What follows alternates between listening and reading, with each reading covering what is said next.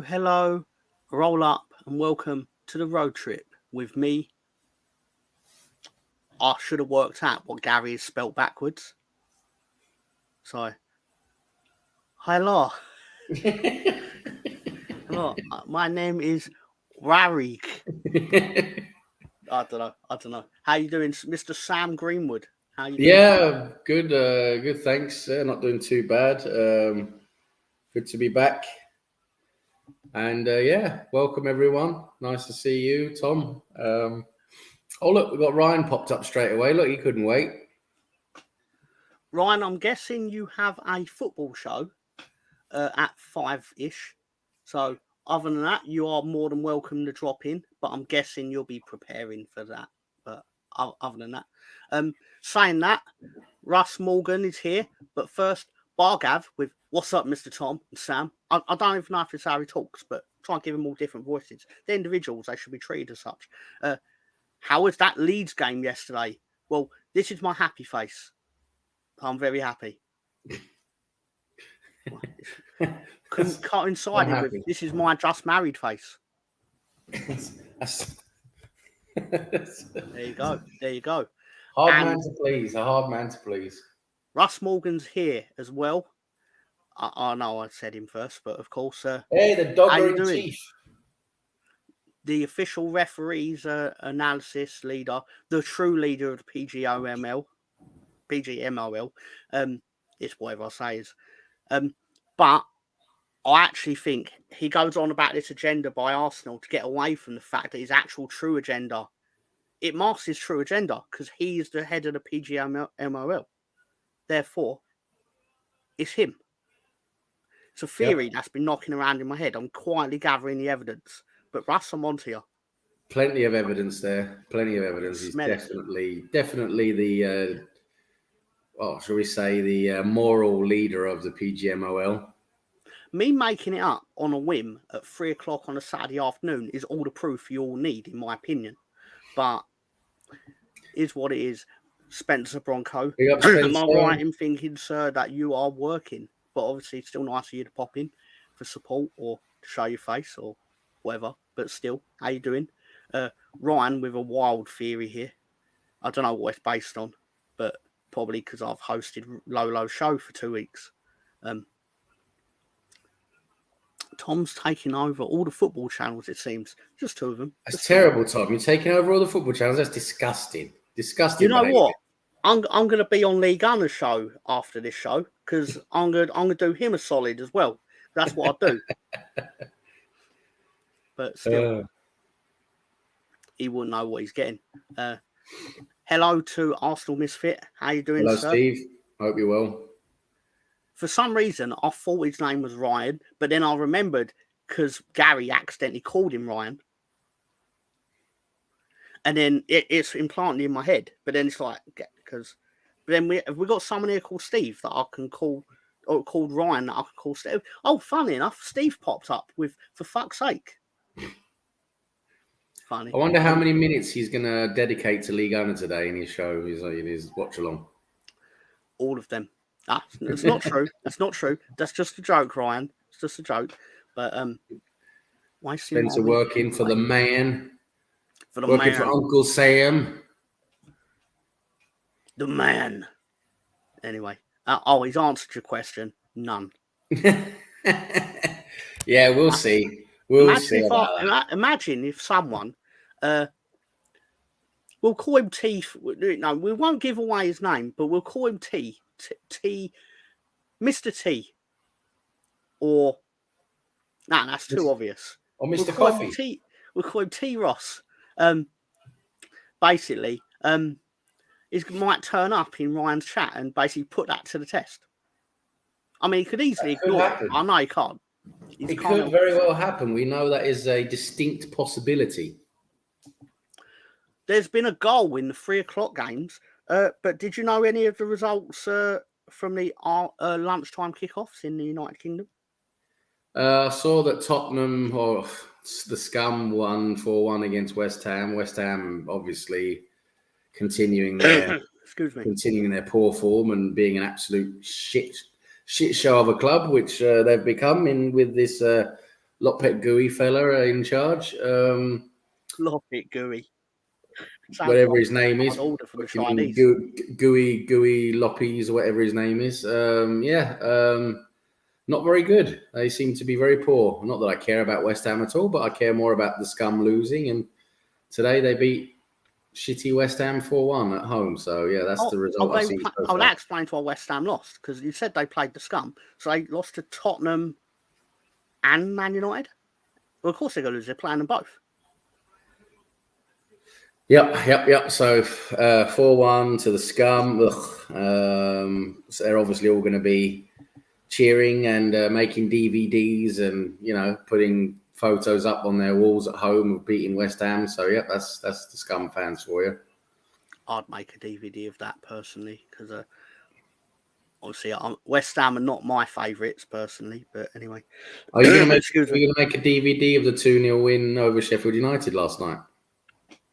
Nah, it just save time. Modern technology. I just watch it on YouTube. Yeah, good idea. It's just a lot easier than sending off for the DVD. And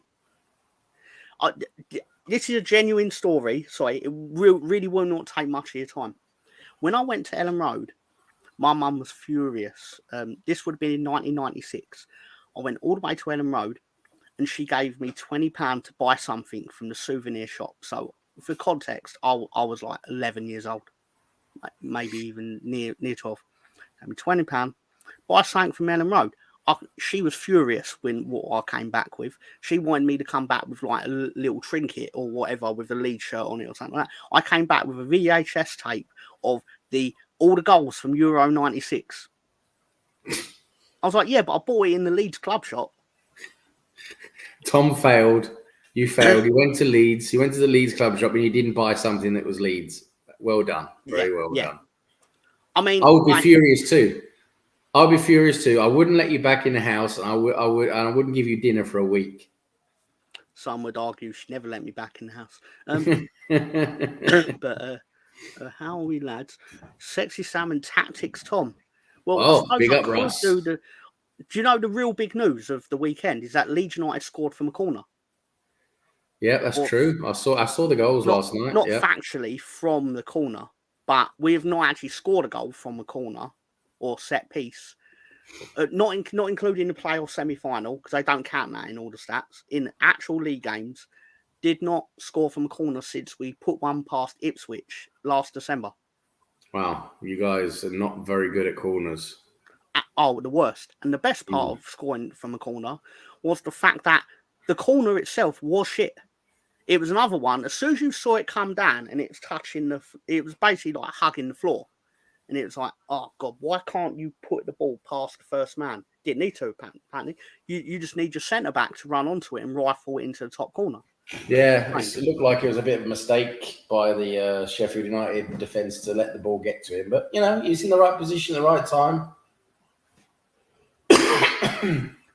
To be fair, Euro 96 was a great tournament. It was. And very good. Loads of good games, amazing goals. The Gascoigne goal against Scotland. We got robbed in the semi-final. England, obviously, if only Gaza wasn't so fat, he would have got the end of that cross ball across the area, got his toe onto it, and we would have beaten Germany. But that's just the way it goes, isn't it? To Spencer, in England, that movie is actually just called Green Street, if I remember rightly. Is that Green Street Hooligans? Yeah. Danny Dyer's probably got his ears burning now. It was one of the few movies about football culture in England that Danny Dyer wasn't nowhere near, which is why it's actually all right. Did it have anything to do with the Green Street, that horrible movie with Elijah Wood in it? Yeah, Elijah Wood is based on him, around him, but basically the guy who basically Charlie Hunnam plays like the main hooligan. Yeah. And his sister, I think it's like his bird, or I totally may be misremembering it, but his bird is basically Elijah Wood's relative. It's something like that. And that's why, because he done something in Harvard that got him kicked out of Harvard, he went to England to basically to get away from it all. And then he found You found football culture. You found the hooligans. Yeah. All As you stations, do, as you obviously, casually ICF. do when you're on holiday in the UK, you just casually find some hooligans and join them. It's actually right. Personally, my favourite football movie around that is probably The Football Factory, which sadly does have Danny Dyer in it, but not because of Danny Dyer. Anyway, goal update. They're all coming in. Goal update from my main man Ryan with the goal updates. Goal for Aston Villa. Rogers has scored.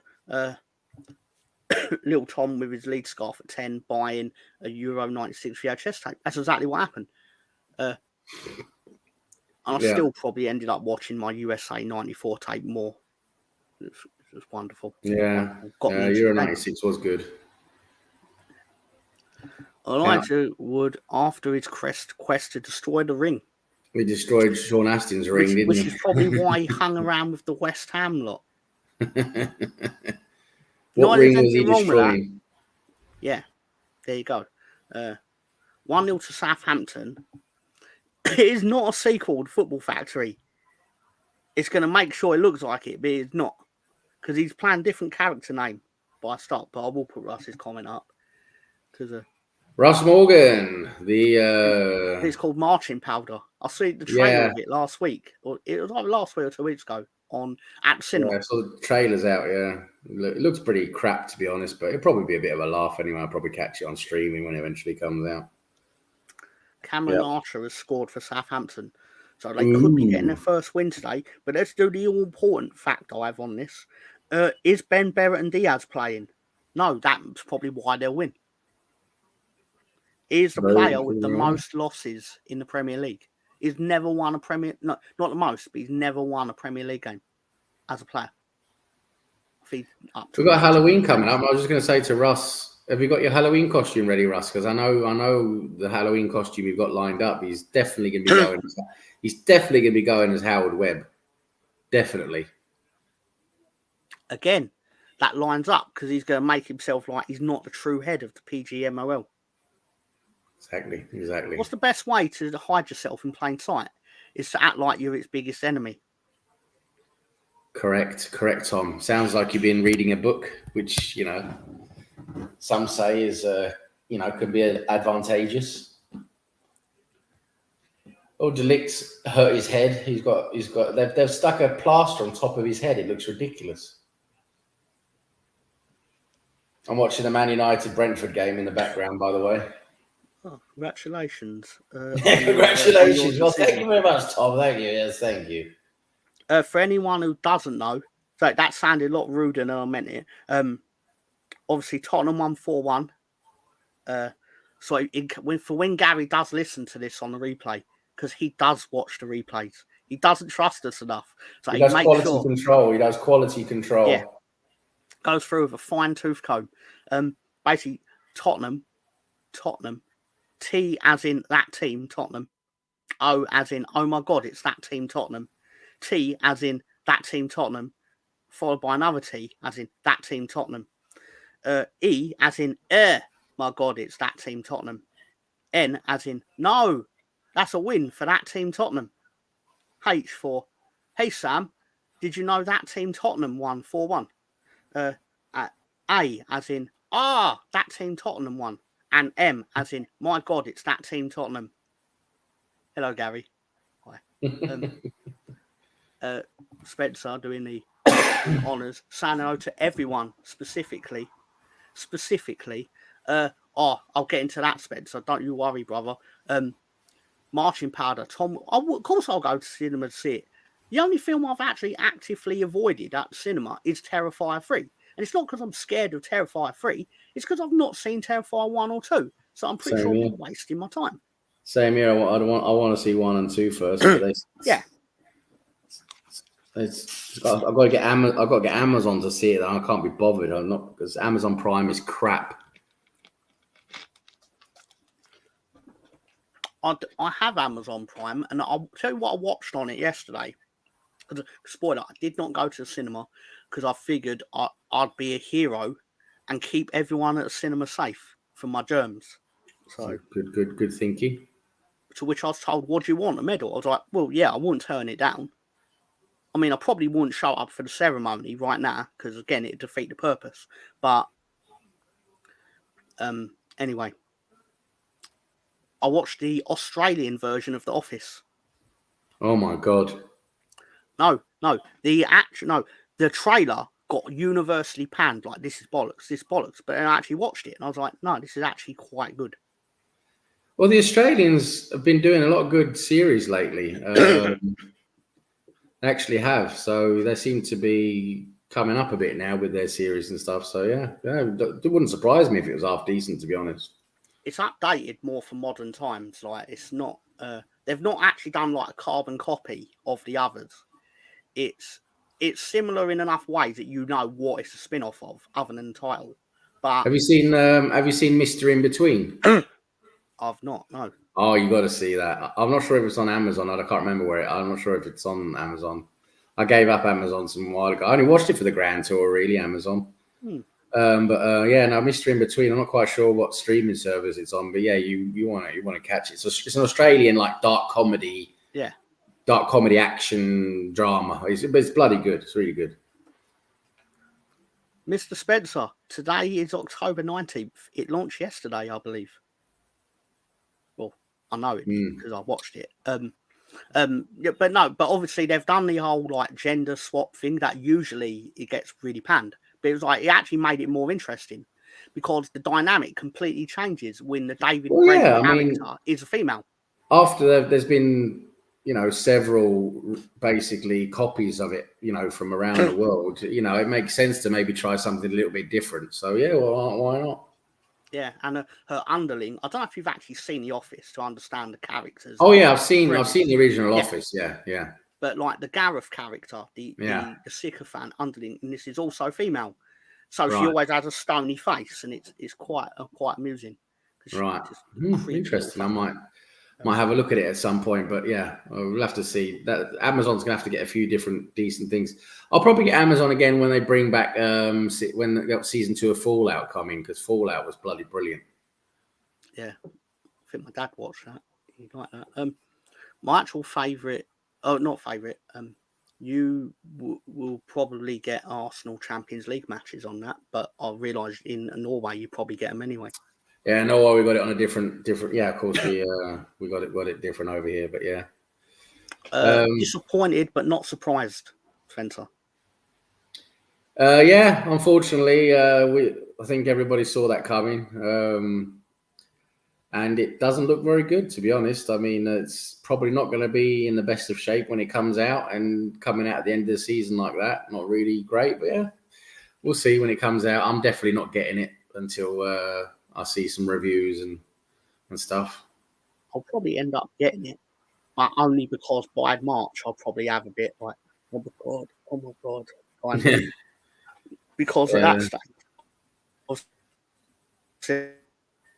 There's been no Football Manager for like 18 months at this point, like a new one by then, and also it's all intents and purposes, Leeds United will probably be quite good on it. So I'll be like, So I say that I never actually Leeds on Football Manager.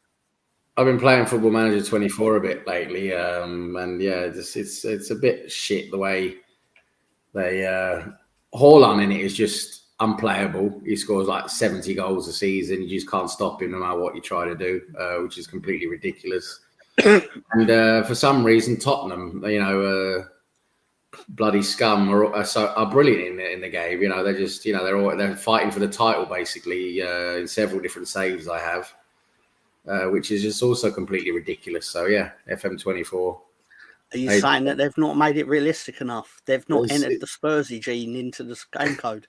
Exactly. It's just the way Spurs is in that FM24, at least in the saves I've been doing, they're just way overpowered. Basically, they're just much better than what they are in real life. But every summer they buy a load of players, and we all sit there. And in my opinion, Arsenal fans also have the same quiet fear of, oh my God, have Tottenham bought the right mix this time? Like when they bought Maddison last year and things like that. And it was like, this team could actually be half decent. And then 3 months later, you're like, nah, it's still Tottenham. There's still that small finite amount of time where there is the fear that, what if this is actually a good team? But like over the course of a season? Yeah. No, it says that, they don't get everything right in FM. They don't, but it's the way it is, isn't it? But obviously, with the new engine and everything being completely starting new, basically, they seem to be struggling a lot. And yeah, it just shows you they made a terrible decision. I mean, first of all they were like, yeah, we're gonna release it November 26th, which is a month late than their normal release date, and everyone's like, okay, 1 month, yeah, okay, that's fair enough. With no beta, no mention of a beta or anything, so people were like, big red flag. Something's wrong here. There should be a beta coming out now pretty soon. And then all of a sudden, 1 week later, and then the biggest scandal of it, really, if you want to call it a scandal, is they'd started the pre-ordering as well.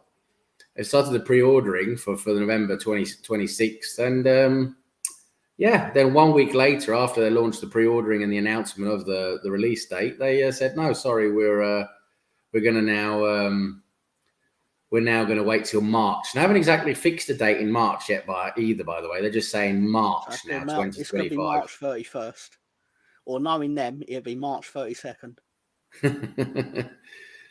So it probably will be the last day or so of March, probably, knowing them. But yeah, no, there's a lot of red flags there, isn't there? So, and it's had a lot of blowback on social media. All the different threads I've been seeing have been completely panning them for that, which I think is probably deserved, because they've been working on this new engine for years. They started back in when COVID started, is when they started employing coders and programmers and software engineers for that new Unity engine. They wanted Unity engineers, people with experience with Unity, to join them to develop what was going to be the new game. They knew was going to be coming in. I think it was probably their aim to have it this year, 2024.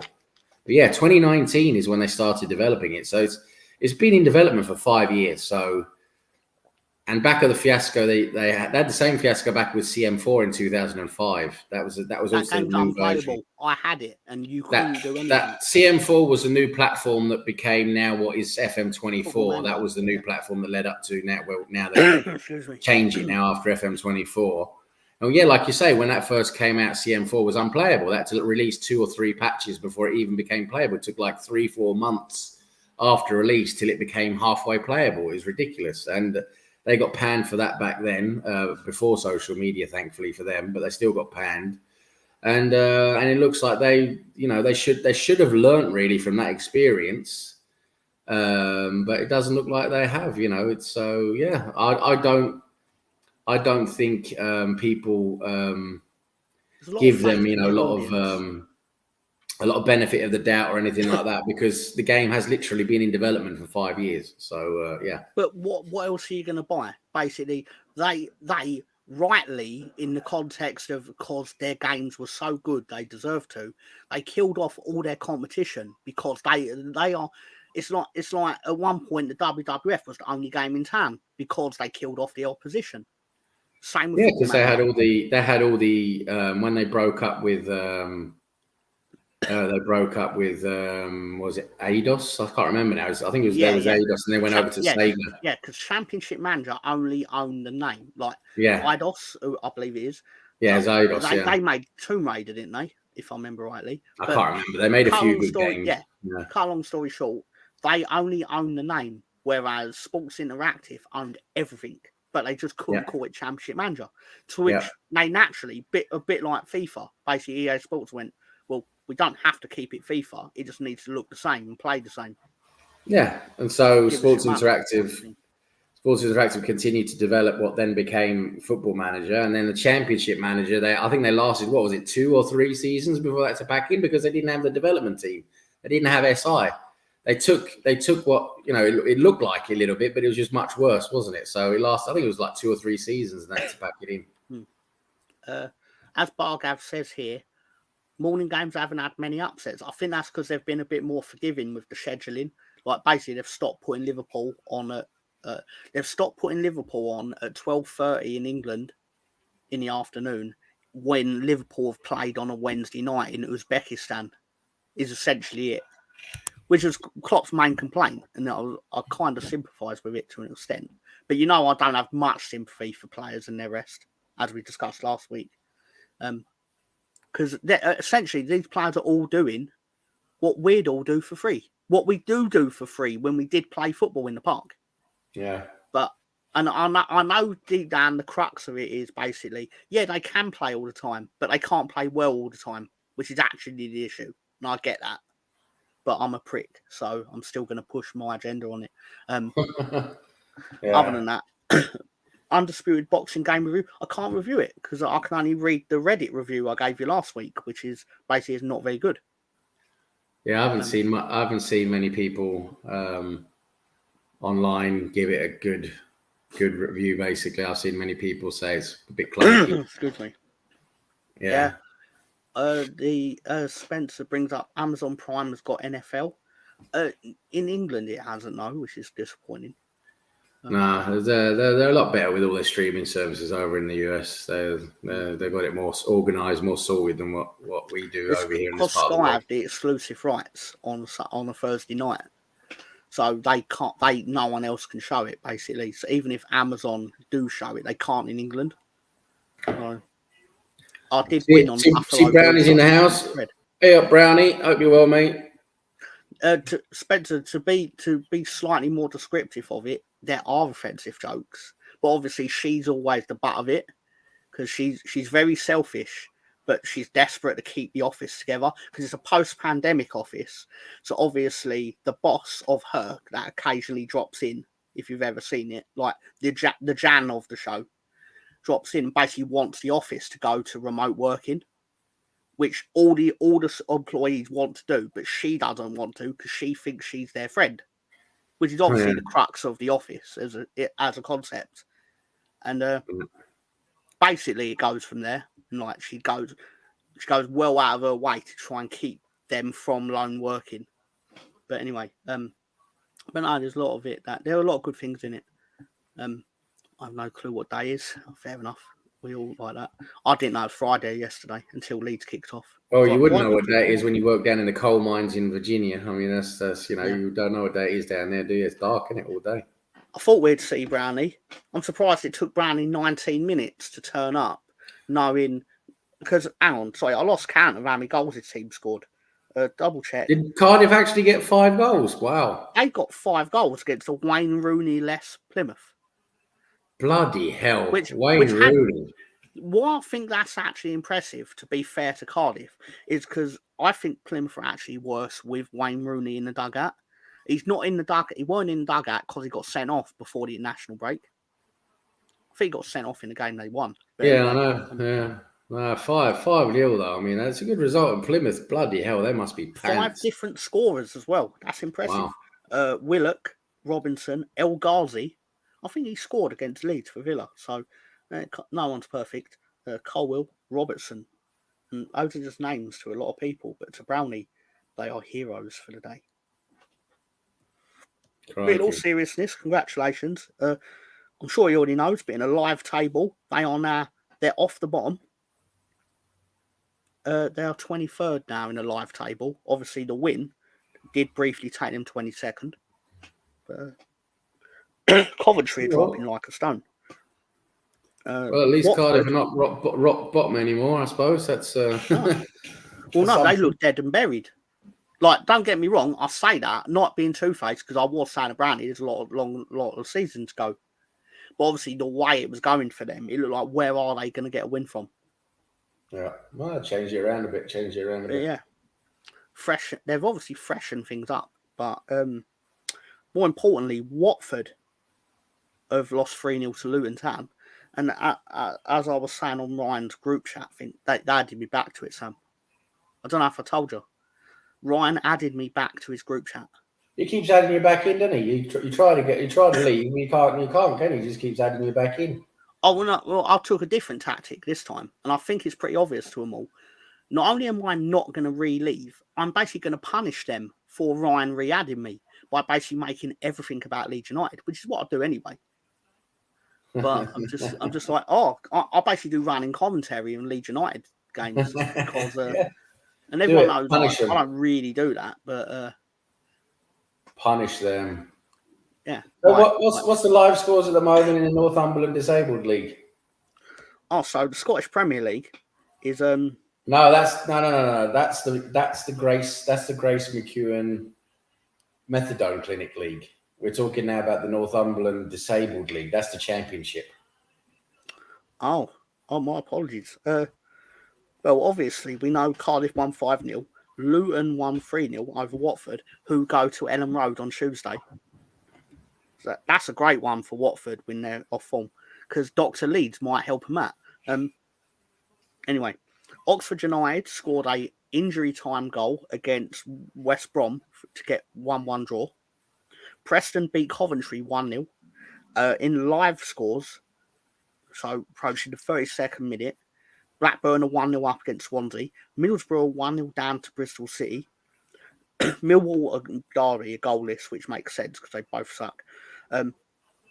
Queen's Park Rangers are 1-1 against Portsmouth in a battle of the bottom three. Without Cardiff, obviously. Battle of the bottom. Yeah, battle with the bottom. Sounds PG. It's not PG, Gary. I didn't even think that. But I can feel the shiver going down his spine right now. He goes, what are they doing? He's got to log on in a second.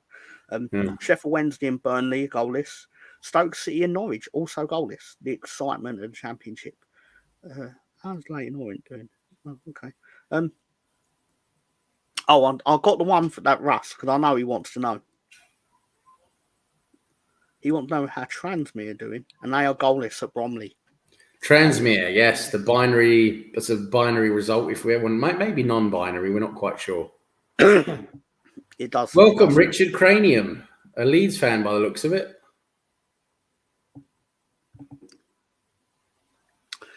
I was thinking about getting that. Sports games are dying though. They're targeting kids and making it more kid friendly.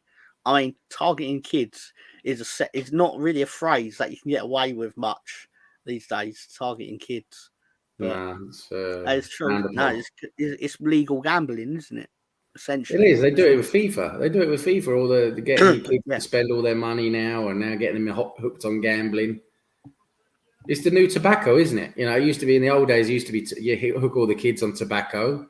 Now most of the kids are pretty common sense and realise you shouldn't smoke. But now they've got them all hooked on gambling, haven't they?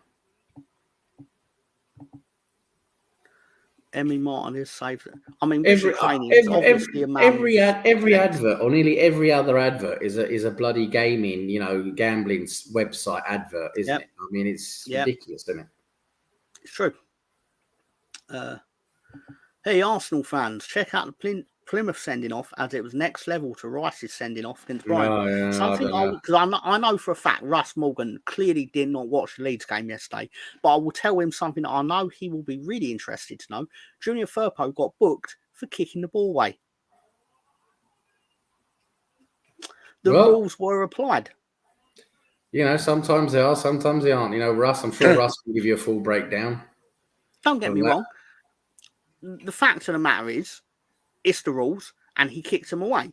Now, I can see him go, I wish he didn't, but arguably, I imagine. But, just don't do it when you're already on the yellow card is the real crux of this issue, which he wasn't. Richard Cranium's clearly a man with common sense. Hello, Richard. Welcome. He said this was better than Sky Sports news, which is good to hear. I like when we promote this show. We normally say, the road trip on Saturdays is basically Soccer Saturday on crack. That's basically what it is. It must be really shit to lose to Cardiff like that. I mean, I've not paid him to say this. Like, I've never met the man. I've not paid him to type this out with his fingers or I don't know if you type with your fingers or your thumbs. Really awkward with your thumbs, I imagine. But it does beat Sky Sports News because, let's be honest, we're a bit better looking than Sue Smith. Oh, it's actually Ben. Oh, of course it is. Oh, no, I do know that he doesn't type using his thumbs then. Welcome, Ben. Welcome. So you've basically you've named yourself Dick Brain. Dick Brain. Is basically, I mean, that's wild. It's amazing, actually. How you doing, Ben? Sorry, no, I'm not calling him Ben. How you doing, Richard Cranium? How you doing, Dick Brain? Dick Brain. He'd kill me Yeah. for that. Great. He'll Great just name. reach over and pluck me out the top of my house. Anyway, it'd be easy to do. It's got a hole in the roof. Anyway, what? Did I hear you? We are going to get a visit from Nikolai. So, what? Ceausescu was he was a crime? Romanian dictator, wasn't he? Yeah, I knew he was a dictator because why would he be named specifically? Like, what is his rap sheet? How many's on his kill list? He doesn't have very many on his kill list, but he has a lot of people. He's in charge of basically ruining Romania, basically, making sure people don't get a lot of food. There was a lot of corruption going on. Let's put it this way: people were poor. They wasn't really getting any jobs. Things weren't going very well for a long time in Romania. Let's put it that way. And they ended up basically lynching him. There was a revolution in Romania, and they went to his palace, which was a huge, massive palace. Probably one of the world's largest palaces that he built for himself, right in the middle of Bucharest, which is basically it was basically like a middle finger up to all the population who was starving and couldn't get work, and he just made this huge, massive palace right in the middle of the city, for everyone to look at and no one could get close to without being shot, basically. So but one day they had enough. There was a revolution. Hundreds of thousands of people went to the palace, managed to get inside, and then they basically lynched him, which is basically how many dictators die in the end, isn't it? There's normally an uprising and they get taken. That palace. You remember? I don't know if you saw a lot of Top Gear, but that palace was. They did a Top Gear episode where they were. I think they did their driving under that palace. They did like this. They did like this underground driving racing thing, and I think if I remember right, that was under that palace because under the palace had this huge underground like road network under the palace. Bodies are buried. Basically, yeah. So I think it was under that palace there. They did a lot of that. Yeah, they did that racing in one of those episodes of Top Gear. These kids these days eat Tide Pods. Hello, Beats Gunner. I like when he went, oh, damn it, I'm late again. He should actually twist it and go, when he actually turns up on time, he should go, damn it, I'm on time. He's never here on time. That's actually a bigger shock, sir. I went to the Sydney Derby earlier on. Juan Mata made his debut. Juan Mata, the previous Valencia and Man United Juan Mata, I suppose. Yeah, must be still going then. I believe. If I didn't see it, it didn't happen. The true head of the PGMOL. He's making it worse for himself. It's true. Mr. Greenwood, Dick is short for Richard, and Cranium means I think he meant Dick, yeah. Ben. But he's probably so high he couldn't press the right buttons on his phone, so yeah. Makes sense. Of course the rules were applied. It's a 115 player. Yeah, Manchester City. Apparently the ruling, or they reckon they'll be finished by the end of about Christmas time. I think about the end of the year. The next millennium, maybe. I think they're saying it looks like they're going to be finished by the end of the year, so we get some kind of ruling at the end of the year, or early January. Play online anyway, it makes sense. So. Yes, that was that lynching I told you about when they got that Ceausescu. That was filmed. Yeah, it was filmed on live television, basically. Yeah. I know, Russ. That's why I said it 5 minutes ago. I got it, sir. Russ is a bit slow today. It must be all that dogging in the Asda car park. Must be getting to him a bit. The dog must have been walking. The dog must have been barking while walking just at that time. So he didn't. The sand nodules didn't enter his ears. Must be it. Must be something like that. Anyway, it's easily done. It's easily done. Not digging him out. Easily done. Or he was getting pumped. Or he was getting pumped in the parking lot in Asda. You don't know. It could be one of the two. Yeah, basically. Sorry, what's that? Sorry, what's this? Sorry, it's Gary. He's basically telling me to kill the stream right now. Hey, we haven't had any visitors from any dictators so far. So yeah, so far so good. We've really not. But I couldn't help myself.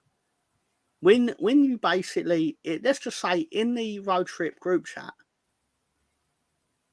which I don't know why Spencer's not in it, quite frankly, but anyway, cut a long story short, when you put up a photo of Pol Pot, no, sorry, that's too obvious. When you put up a photo of Pol P, no, sorry, that's still too obvious. I mean, PP? Pol P. Anyway, Pol P. I couldn't help myself. I took a trip over to my meme making machine. It's my phone. And remember Pot Pogs? Remember Pol? He's back in Pog form. I don't have the skill to edit out the word Alf, by the way, but I thought it was. It was 2 minutes well spent. Stood outside Ladbrokes in between doing my NFL bet on a Thursday. Well worth it. That was well done. It was a good one. And I'll do it again, Gary. I'm not going to do it again. Why do the same thing twice? That being said, let's go through the scores as we're approaching half time. Yes, what are the scores at the doors? Holy shit. Southampton have got a second goal. And I've double checked the lineup. And Ben Berrett Diaz is nowhere near it. Have a good night. Go, guys. See you tomorrow at 9 p.m. UK for a proper show. We all love Leeds United, followed by the Killing Fields. See you later, Ben. Have a good one. That's amazing. Don't get too high. I'm advocating for your inclusion, Spencer. But, you know, I'm not the boss. It's on X, though. Is Spencer, are you on X? Because we have a group chat on X. It's where you get the link from, basically. And basically, then Sam sends wild shit through. Actually, it's it actually adds a very specific routine. On a Wednesday morning, I'll send through a picture of whatever Obafemi got up to on NXT overnight, where he's no doubt wearing some wild shirt or doing something outrageous. and then basically on the Thursday, if I remember rightly, Pol Pot pops up. And then Gary turns up about 8 hours later and goes, I don't even know what you two are talking about. But so I can't even approve or disapprove. Yeah. Tries to distance himself, doesn't he? Yeah. Anyhow. So I was going to read out some scores, wasn't I? Do excuse me. Yeah. Southampton have gone 2-0 up on Leicester. Bloody hell. Everton are 1-0 up at Ipswich, which hurts my heart. Where's Stefan? He's not here today. He should be here. It's because they're losing. Yeah, he's ducking again. If they were winning 1-0, he'd have come in with the score update. He'd have been the one to tell us they're winning.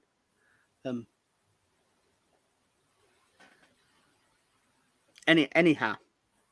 Okay, so Ndiaye scored for them in the set. He basically scored like 20 minutes ago.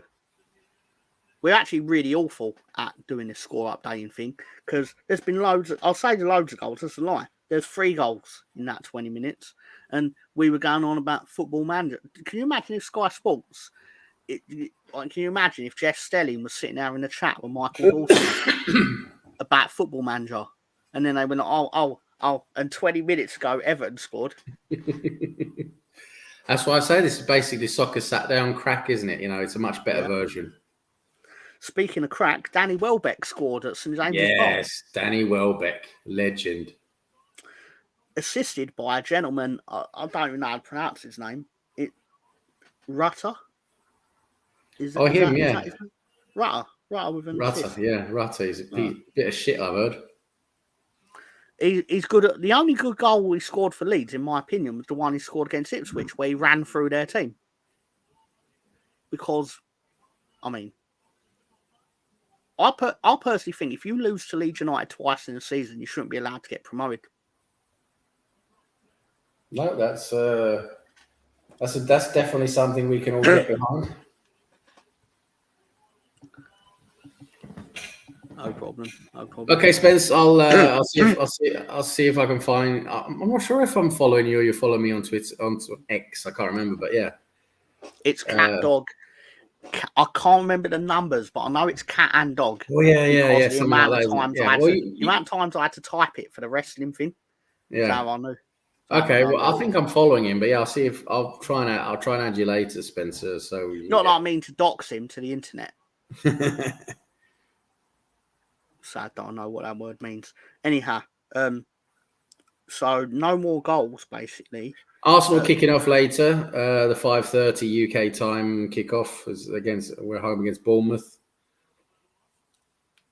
Cat and dog. And let's get a little bit back on track here with football and stuff. There's a couple of things I thought we could talk about. First of all, I just want to mention the Arsenal fixture list is mental now. Absolutely mental. I've never seen an Arsenal fixture list like this. Basically, I've taken a screenshot of it, and basically, let's see, 1, 2, 3, 4, 5, 6, 7. 6 out of our 7 next games are away. It's mental. 6 of our 7 next games are away. So I'm just going to quickly go through the Arsenal fixture list, the next 7 games as of now. So if you don't mind, Sam, I'll try and put it up on the screen to save you some time. I know you've got it there, but so everyone. Okay, so should I send it through on the group chat then? No, I've got it. I'm just going to screen share it with. Okay. So the next game we got is after today. Basically, we're home today at Bournemouth, but the next game is away at Preston in the League Cup, and then we've got Newcastle away in the league. Then we've got Inter Milan away in the Champions League, and then we've got Chelsea away in the league. Then we've got our home game against Nottingham Forest in the league. And then we're away at Sporting Lisbon in the Champions League. And then we're away at West Ham. So out of our next 7 games, one of them is after today, of course, our next 7 games after today, one of them is at home. We're playing 6 away games. How many of them do you think you're going to get points from? We're playing Inter Milan away in the Champions League. That's tough. We've got to go down to Milan. Excuse me. We've got Chelsea away. We've got Newcastle away, Chelsea away. It's crazy. I suppose on some level that makes it really important. You beat Liverpool at home. Yeah, after Liverpool. Yeah, after the Liverpool it's game, one of the few home games you have. After the Liverpool game next weekend, it's Preston. It's 6 out of 7 away games. Well, yeah, because it's sandwiched, right? We'll count Liverpool game as part of it, but you play Liverpool at home, and then your next home game is Nottingham Forest, and then Manchester United. In terms of like your 3 home games up to December. Yeah. It's pretty crazy, and they're big games as well. We've got Liverpool, Newcastle, Chelsea, our next 3 league games. So it's going to be tough. We're going to have to show what we're made of for Arsenal. Anyway, I thought I'd just bring that up because I've never seen such a crazy fixture list like that.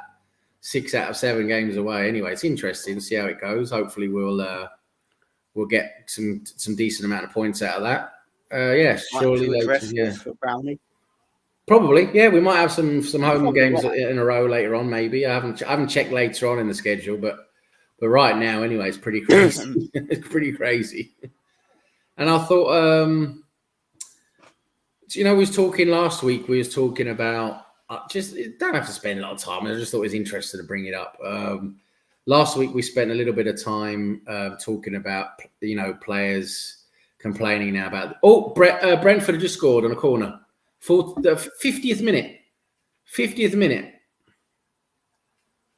It's actually a minute past the 4 minutes allocated injury time. So, yeah, it's a minute past that, and they've scored. And it's a bit of a controversy because they didn't let They didn't let Delict was out getting treatment because he got injured earlier. He was out getting a bit more treatment on his head while this corner was being taken, but he wanted to come back on.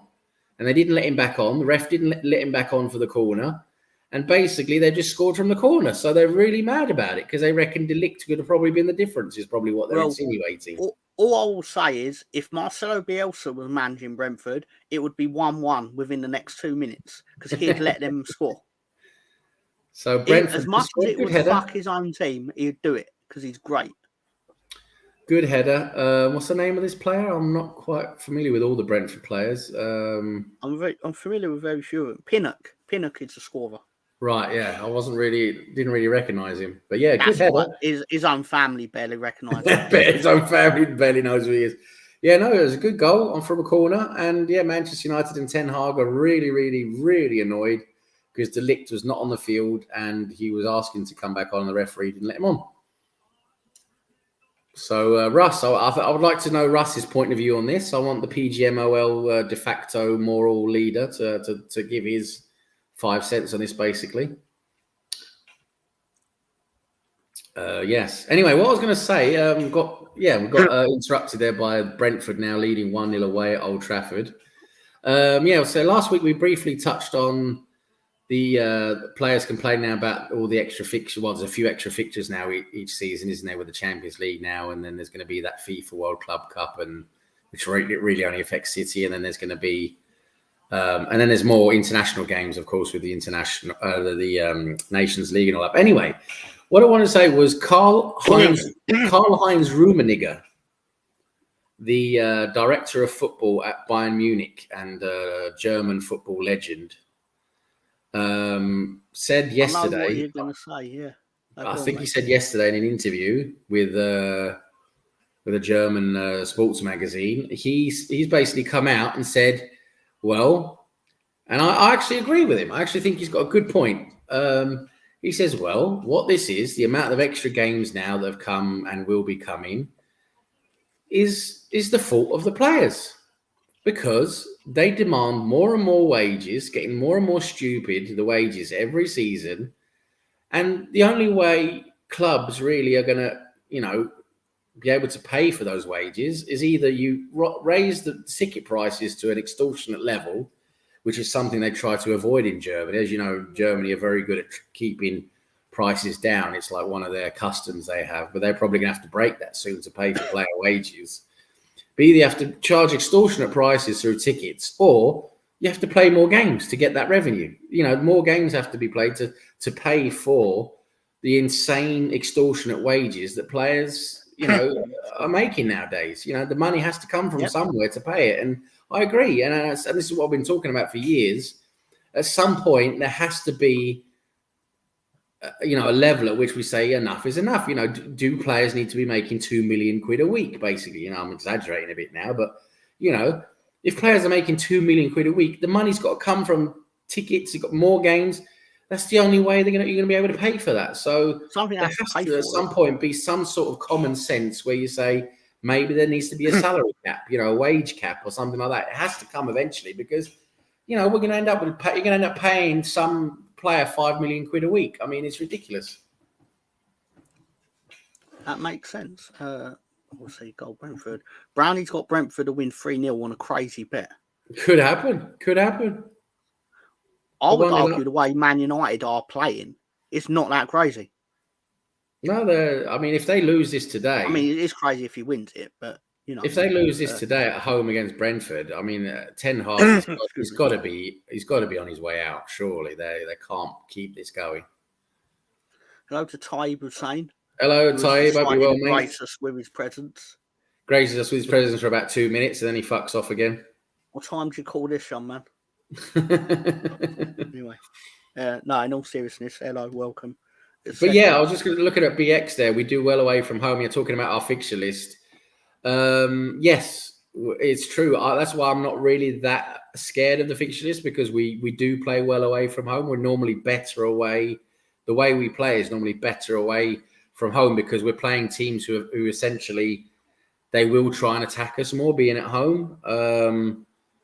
Whereas when we play, for example, Bournemouth later today in our home games, most teams come to the Emirates and just sit low and try and block us with 10 men for 90 minutes. So, yeah, it becomes more difficult to play and more difficult to score. So, yeah, I agree. Probably playing away is not going to be that much of a disadvantage for us. But at the same time, I just thought it was crazy, how many away games we've got.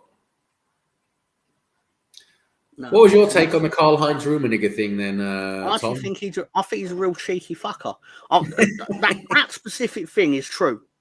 It is true. There's a lot of carrot and stick with this. It's like something's got to pay for what you're expecting to be compensated, and you have to do things in any situation in life. Nothing's perfect, and to get what you want, you're probably going to have to end up doing something you don't like. Yep. For most, the money has to come from somewhere, doesn't it? The money has to come from somewhere. You can't just pay people on TV revenue alone. It's got to come from something. Excuse me. But my actual thing that I really want to take issue with him, that I think a lot of omission in what he's speaking. I'm sure you may have seen when he's talking about why their ticket prices are so low. He's like, we could charge £400 for a, or it's like, he was like, we charge £300 for a Bayern Munich season ticket or whatever. And he said we could easily charge 600 or what the amounts are irrelevant. But basically, the point is, he says it's low because of the price of football. We are committed to keeping football at low cost. It's like, yeah, but that's easy for Bayern Munich to do when their actual transfer strategy, as evidenced by Robert Lewandowski, for example, is basically get in his ear, encourage him to not sign a contract with Borussia Dortmund, then run that contract out, and then we'll make it up to you in wages. Because they pay the players a good wage, because all their best players they don't pay a transfer fee for. Apart from that, different with Harry Kane, because obviously he just wants to get out of Tottenham and it's a prestige purchase. Yeah. But Lewandowski went there for free, and they've done that with a few lads. And basically the real genius of it is they're doing that to impact their rival clubs in their league. Like Tottenham getting 80 million quid for Harry Kane or whatever it was doesn't actually hurt Bayern Munich in any way, despite them giving them the money, because Tottenham are going to use that money. Is very unlikely to come, because if Tottenham turned up at Bayern Munich in a March to play them in the Champions League, Bayern Munich could probably win. Yeah, no, you're right. They pay big wages, but not really high transfer fees, and they get a lot of players on free transfers. Yeah, you're right. They do that as a strategy they use. Yeah, they're good at it. It's a fine strategy, but to then try and spin that is clever. But then to spin that to make yourself sound like the saviour of football fans and prices, it's like, but you're not though, because if Robert Lewandowski turned around and went, well, no, I'm going to sign a new contract and make me an offer, kind of thing, because I don't think my team should go uncompensated. I mean, I'm really exaggerating. Yeah. But then they'd not want to pay for him, because they don't want to give their rivals in the league money to potentially become as strong as them. And that's the real reason how Bayern Munich always stay number one. Yeah, they're good at poaching. Well, they've been their team has traditionally been so much better than everyone else in the Bundesliga that they just go and poach all the other clubs' players. All the other players want to play for them. So it's very easy for them to manipulate players and get them to come to Bayern Munich, because in Germany, Bayern Munich is basically the club to play for, isn't it? So German players, especially young, talented players, they're going to want to go to Bayern Munich. That's the destination they want to go to. I mean, no one's going to believe this, though. And I don't consider myself a known liar, but I've always grew up wanting to play for Red Bull Leipzig if I was a footballer, and I love the Red Bull group. Like, I just think they do such good things for football. It's a stepping stone. Red Bull Leipzig is a big stepping stone, isn't it? You go there and then you move on to the bigger clubs. Yeah. It's the way things are going, isn't it? Unfortunately, with huge conglomerates and countries owning bloody football teams now. So yeah, but Brownie is making another good point here that was also part of the discussion. That they could. Players. There's talk about players saying, "Oh, we want maximum 50 games a season," but yeah, are they going to do that though? Because then you just know clubs are going to say, "Sorry, we're not going to pay you as much if you're only going to be playing 50 games a season." They are not going to agree to that. Then players at the end of the day love their money, and they are not gonna agree to making less money to play less football. It's not going to happen. Steve, where did Arsenal play in the summer? Where did they play that they didn't actually have to go to, but they did because the owners like money? They went to America. They go to America every Arsenal season could now. have played Barnet like they used to. Yep. Where it probably we have a traditional quid. Arsenal have a traditional friendly fixture as part Arsenal's youth teams and previously also used to be the women's team. The women's team now play at the Emirates, but previously the women's team and still the under 21s and the youth teams play at the youth teams play. Well, they've got better facilities now at the Colney, so a lot of games are played at Colney, but there are still several games, and the under 21s will play at Boreham Wood. And so traditionally, Boreham Wood have a fixture with Arsenal every summer in July.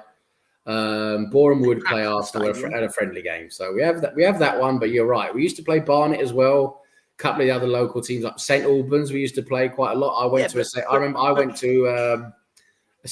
over in England for a summer holiday once, and we went and watched St Albans play Arsenal and friendly. But now you're right. Now they go on these big tours as part of the money-making merchandising scheme. Arsenal go, and several teams go to America. Others go to Singapore, China. Yeah, you're right. Arsenal go to America for 2 weeks. Well, basically a week or a week and a half.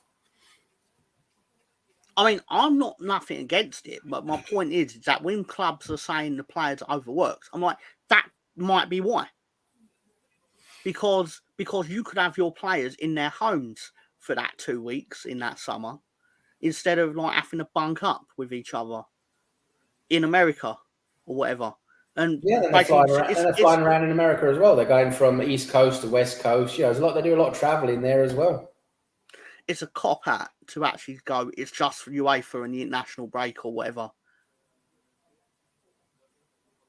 But the clubs are making the players do it, Brownie. So it's easier for the clubs to go, it's UEFA's fault. They're making these meaningless international games. It's like, yeah, but you could make it a lot easier as well by not actually playing meaningless games in America. They are meaningless.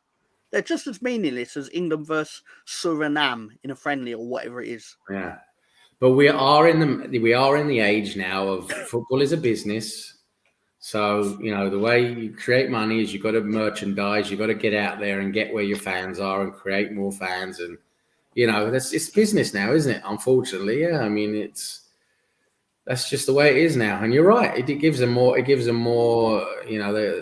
lot more that they have to do during the summer, all the traveling, all the extra games, all of that. Yeah. That's just the way it is now, isn't it? But that definitely adds to the congestion for them. But at the same time, UEFA have added games in terms of, more games in the Champions League. And then you got that stupid UEFA Nations League that has more international games. So, but at the end of the day, Brownie's right. And, the players are not going to, if they want to say we're only going to play a maximum of 50 games or whatever, they set a limit.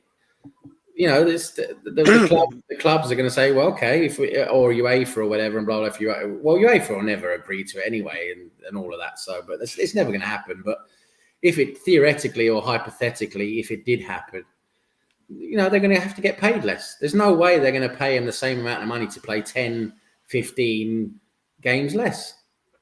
There's a rule in my job. Basically, legally, if you opt out of working Sundays, you get a pay decrease because you need to be available for 7 days. You don't have to do 7 days, nor do you actually have to do all 7 days. 1 day officially within the company, you are subject to a pay decrease. But I mean, there's ways around it, obviously, because I just turn and go, I don't want to work Sundays. But because I've not contractually said that, but basically, if a player, it works the same way. If a player, as you said, says, I only want to play, like Thierry Henry went, I only want to play the home games, and I don't want to, in New York Red Bulls, when he didn't want to play on the against the team's away games with the team that plays on AstroTurf, if I remember rightly. Something like that, yeah.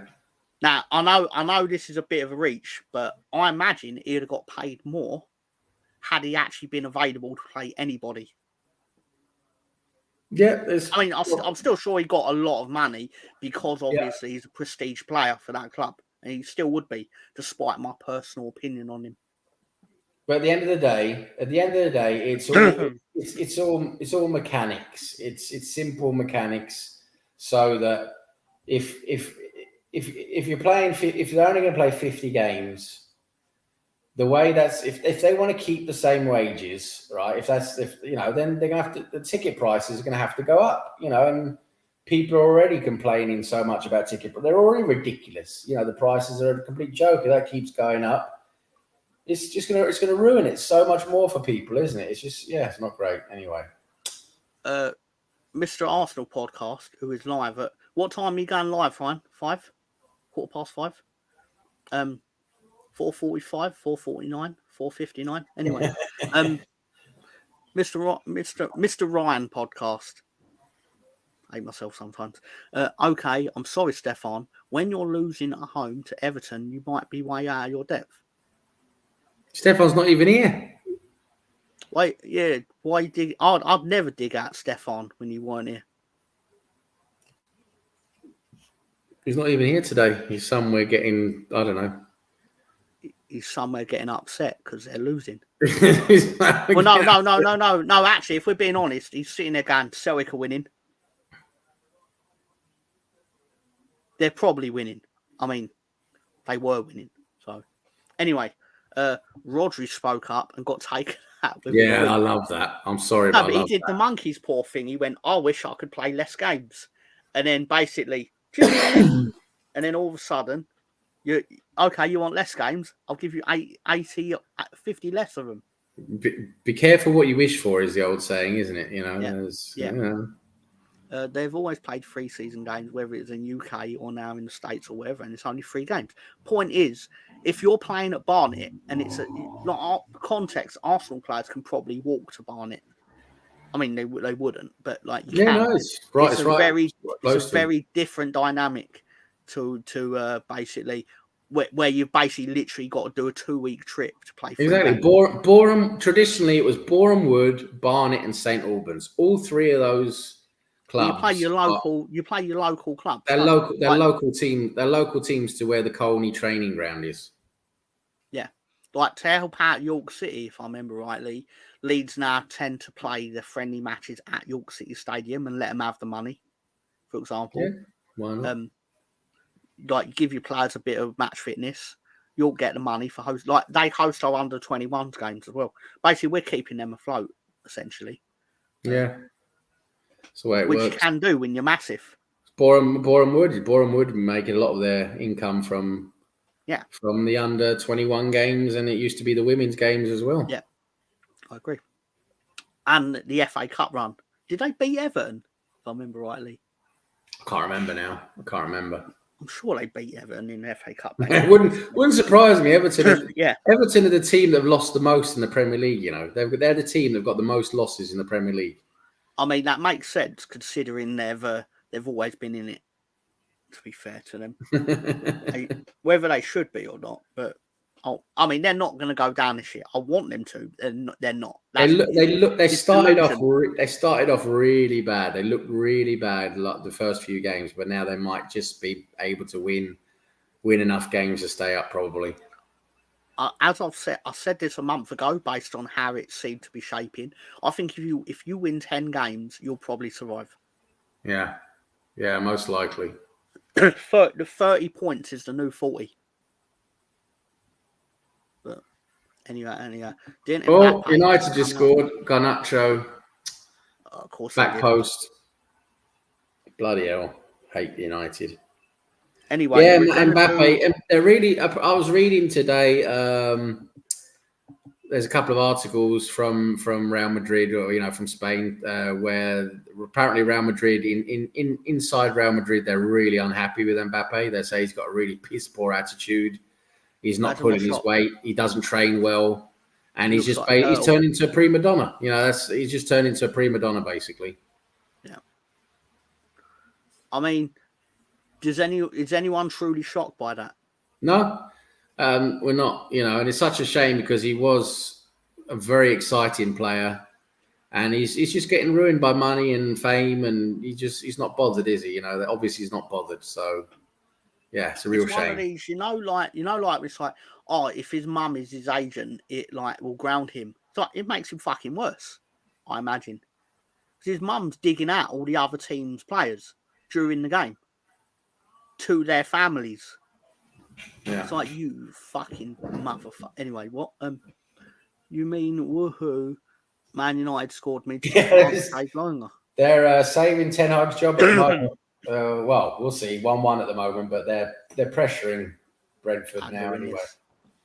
The gap between the Premier League and the Championship is getting bigger. We'll find out. We'll find out in August, hopefully. Well, I must say, and Tom, I don't think you'll take offence to this, but I did watch some of the Leeds Sheffield United game last night, and the football being played was at a much lower level than the Premier League. It really was. I mean, there was a lot of couldn't string 3 passes together, backwards and forwards like a tennis ball. There wasn't a lot of quality on view there. Let's put it that way. So what I'm going to say here, politely, of course, is that obviously you must have experienced a bout of glaucoma or blindness during that period, or it must have been the 2 periods in the game where Sheffield United actually had the ball. Because when Leeds had the ball, it was fucking fantastic. That's because you're used to watching shite, Tom. That's true. That's the problem. That's true. That's not untrue, right? I'll give you but let's just say Somerville who? No, you guys had a good win. Good win. Took 25 million that West Ham gave us and went and bought Sheffield United. 10 million. Sheffield United. I watched, I suppose, about a total of about 30 odd minutes of it, basically. But Sheffield United look bad. They look bad, and that's it's. Oof.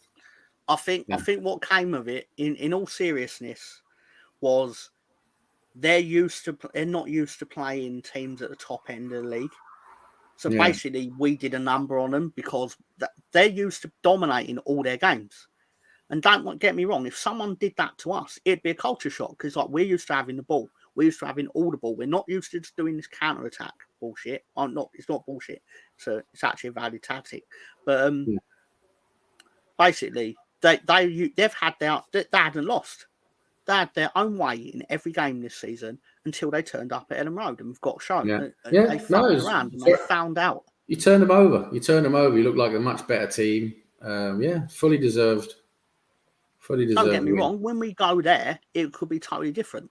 Yeah, when you go to Bramall Lane, it's probably going to be a harder game, obviously. Yeah, because they'll be expected to have a more attacking initiative, which is kind of why we're expected to attack in the home games. Yeah, United nearly scored. Garnacho had a good shot from long range, saved by the Brentford goalie. Yeah. Anyway, let's run through the scores. We just started the second half. Run through the scores in the second half. We've got breaking news opinion from Bronco here, Spencer Bronco, with Mbappe, prima donna. Nah, don't believe it. We have got a latest score from Celtic Park with Aberdeen scored to make it 2-1. Palace and Wolves are currently below Ipswich, Southampton, and Leicester. I mean, don't get me wrong, that'll soon change when Wolves turn over Man City tomorrow. I need that to happen because I want a fluke of win in the upset. We all want that to happen. We all want Manchester City to lose. We all want it. Right, so the latest scores are sponsored by who, Sam?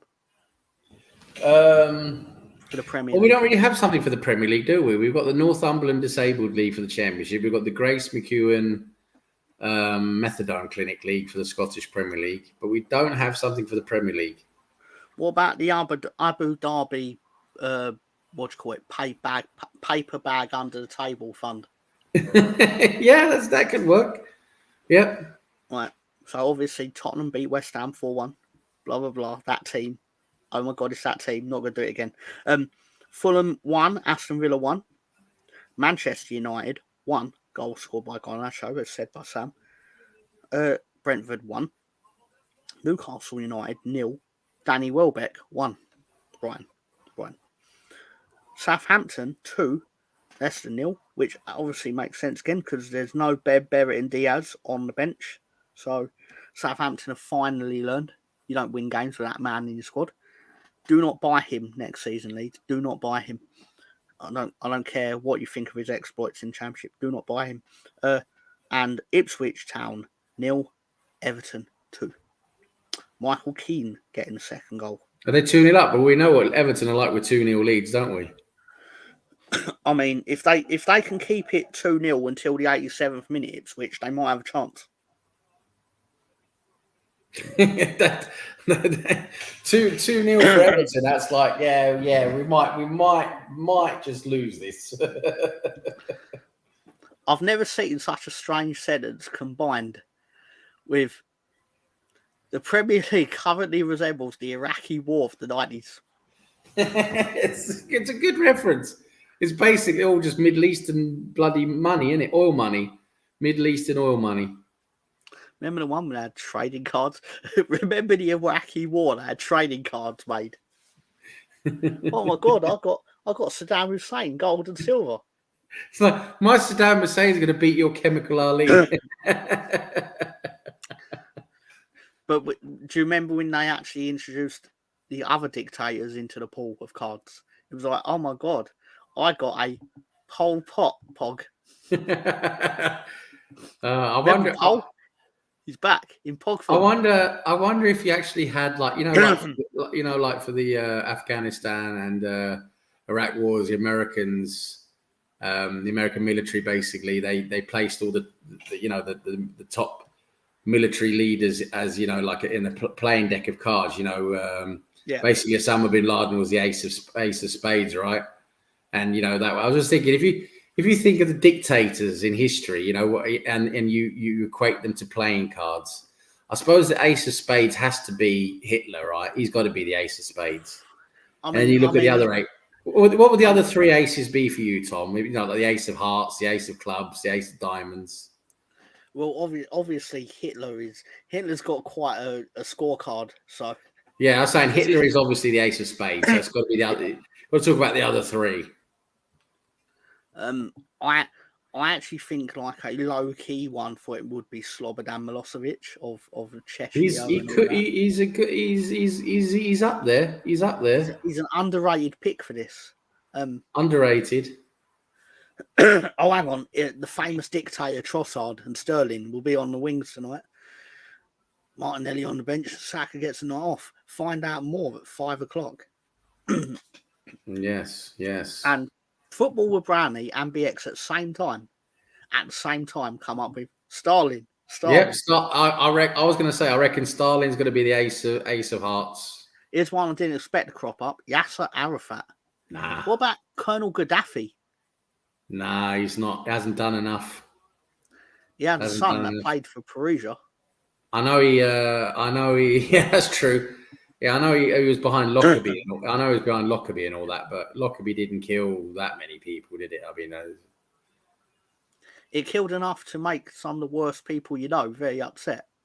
Yes, that's true. By worst people. Starling's got to be. I agree. Starling's got to be the ace of hearts. Then the ace of clubs. It could be. I mean, if you're going right back, okay, they're not really dictators. You talk about old generals and warlords and that. Yeah, I mean, you're going right back. I'm talking about modern dictators now. Modern dictators. Basically from the last 100 years. Let's put it that way. Russ Morgan. I think Russ Morgan's trying to win this because he's gone. I've got a Genghis Khan pog and a Robert Mugabe pog. So he's got the collection. He's got the collection. I mean, the fact is, the man knows how to appeal to my sense of humour because he's seen the pog picture and he's basically like, if I just put pog after any name, I'll be like, yeah, it's making the screen. It might even get a card. But also, I'm thinking Lawrence Whitaker in The Last King of Scotland. Yeah, it's a good. I can't remember the name of the guy he played. That was a good film. You got Idi Amin. He's definitely got Idi quite a few. Amin, that's who he played. Yeah.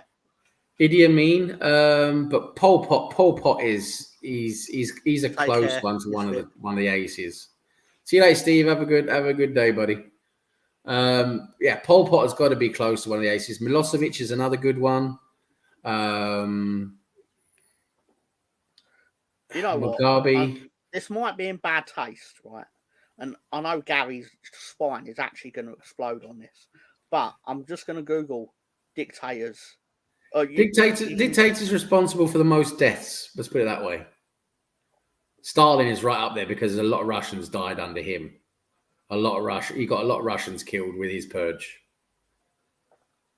Holy shit. Okay. So, it's a Reddit post called "Which Dictator Killed the Most People?" Right. Now, basically, Adolf Hitler's third in this list. He could be. To be fair, if Genghis Khan was a genius, he might not have actually been found out. But anyway, actually, the top 4 is Leopold II of Belgium, with 15 million kills. Wow! I completely forgot about him. Adolf Hitler with 17 million kills, although some will say 6 billion because of what he oversaw. Joseph Stalin, 23 million kills between 1922 and 1953. Right. And Mao Zedong with 78 good old million. Mao. Good old Mao. Forgot him. Mao. I mean, even if it turns out this is wildly inaccurate, Mao needs a card.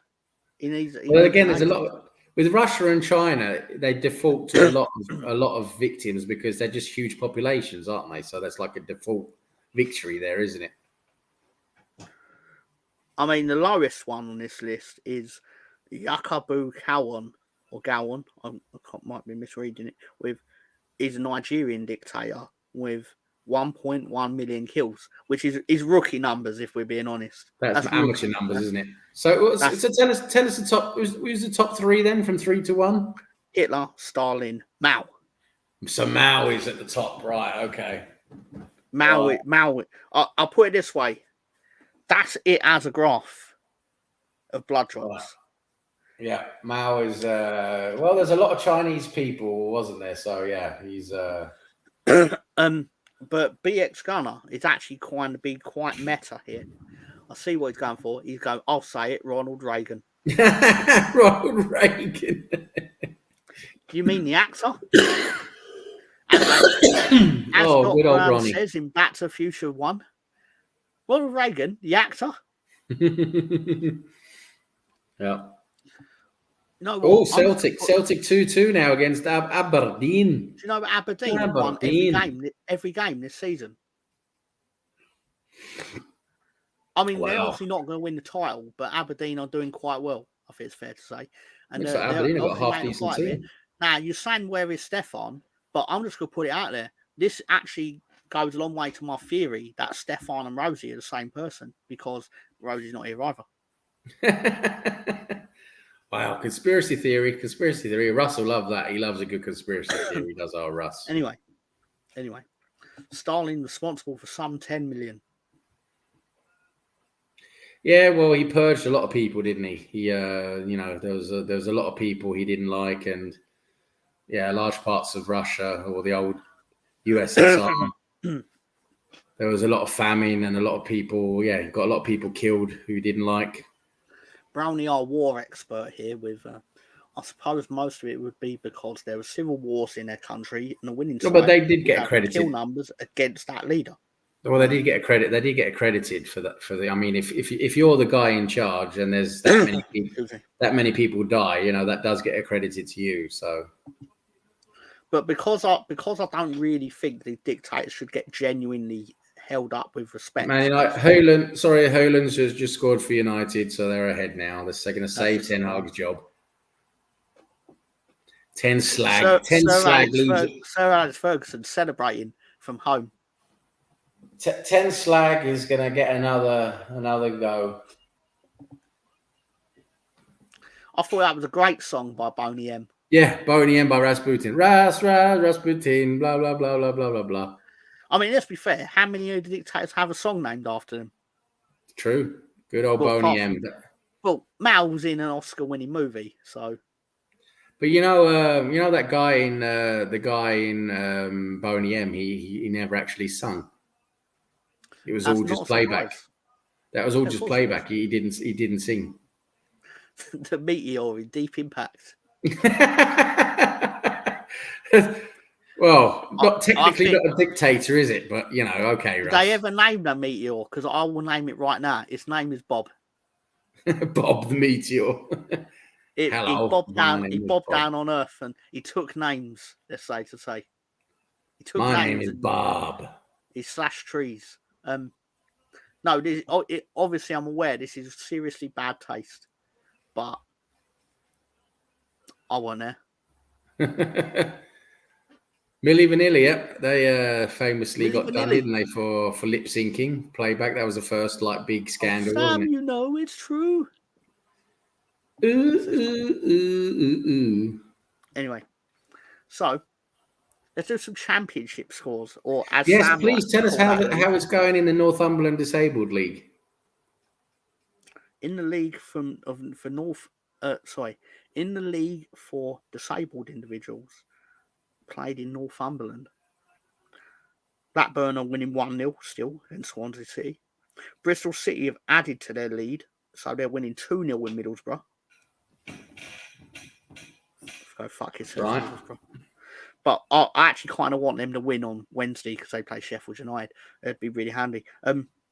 Millwall and Derby County. Would it shock you if I told you that Millwall and Derby County is 0-0? No, that wouldn't shock me at all. Portsmouth have taken the lead at Queen's Park Rangers. Portsmouth have gone 2-1 up at Queen's Park Rangers, which, sorry, I don't want to upset you, Brownie, but we report on the facts. Actually, no, they're still below Cardiff because obviously they pulled 5 goals back today, so awesome. And I feel the real hero in this situation is Leeds United for not putting even more than 2 past them that we did. I did tell them, I made a call to Leeds players and I was like, guys, lay off, it's Brownie. You've got the game won. Show some respect. And we did. So, anyway, QPR at bottom. Portsmouth, then Cardiff. Cardiff only need to score another 5 goals and they'll leapfrog Coventry as well. Anyway, Burnley have now gone 2-0 up on Sheffield Wednesday. It doesn't make me sad, even though I should want them to lose. And Stoke City are now drawing 1-1 with Norwich in a match that I don't even think that Stoke City and Norwich fans care about. Fair enough. And I see in the Premier League, Leicester have a goal. So it's 2-1 to Southampton. Aston Villa are taking the lead at Fulham, 2-1 to Villa. Buenote scored for Leicester. And as quite rightly said by Sam, Ollie Watkins has scored. And Philogene is on the pitch. Philogene is quite good at hole. Philogene, yeah. Philogene. Philogene is not my lover. Yeah. And Russ Morgan. If Russ Morgan is here, it is now time for the Russ Morgan Asda Dogging Association Norwegian update for this weekend, for this week. And so we're going to go for the live scores at the moment in the Norwegian Premier Division. It's 2 games being played today. Traditionally, they play all the games on a Sunday, but they have 2 games on a Saturday. At the moment, Molde are losing at home 1-0 to Sandefjord. And later at 5 o'clock p.m. UK time, Tromsø are going to be playing at home against Bodø/Glimt. Bodø/Glimt, pretty much the champions at the moment. And then, especially for us, Morgan, we have a visually impaired Women's League update, which is the Norwegian Women's Premier Division. 4 games were played today. Lillestrøm women 2, Arna-Bjørnar 2, Stabæk 3, Rosenborg women 1, Åsane 1, Røa 0, Lyn football 1, and Brann Bergen women 3. That they are the 4 results today in the Norwegian Visually Impaired Women's League.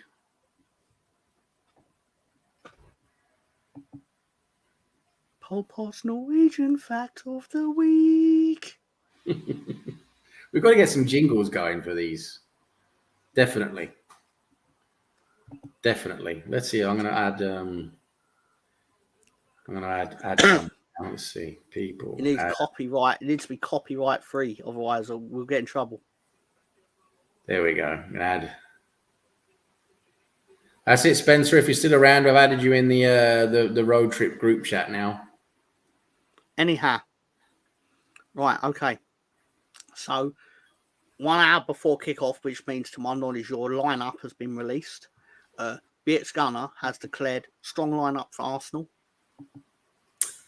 Party, Rice, Marino, midfield. Let's go. Oh, nice. Argav.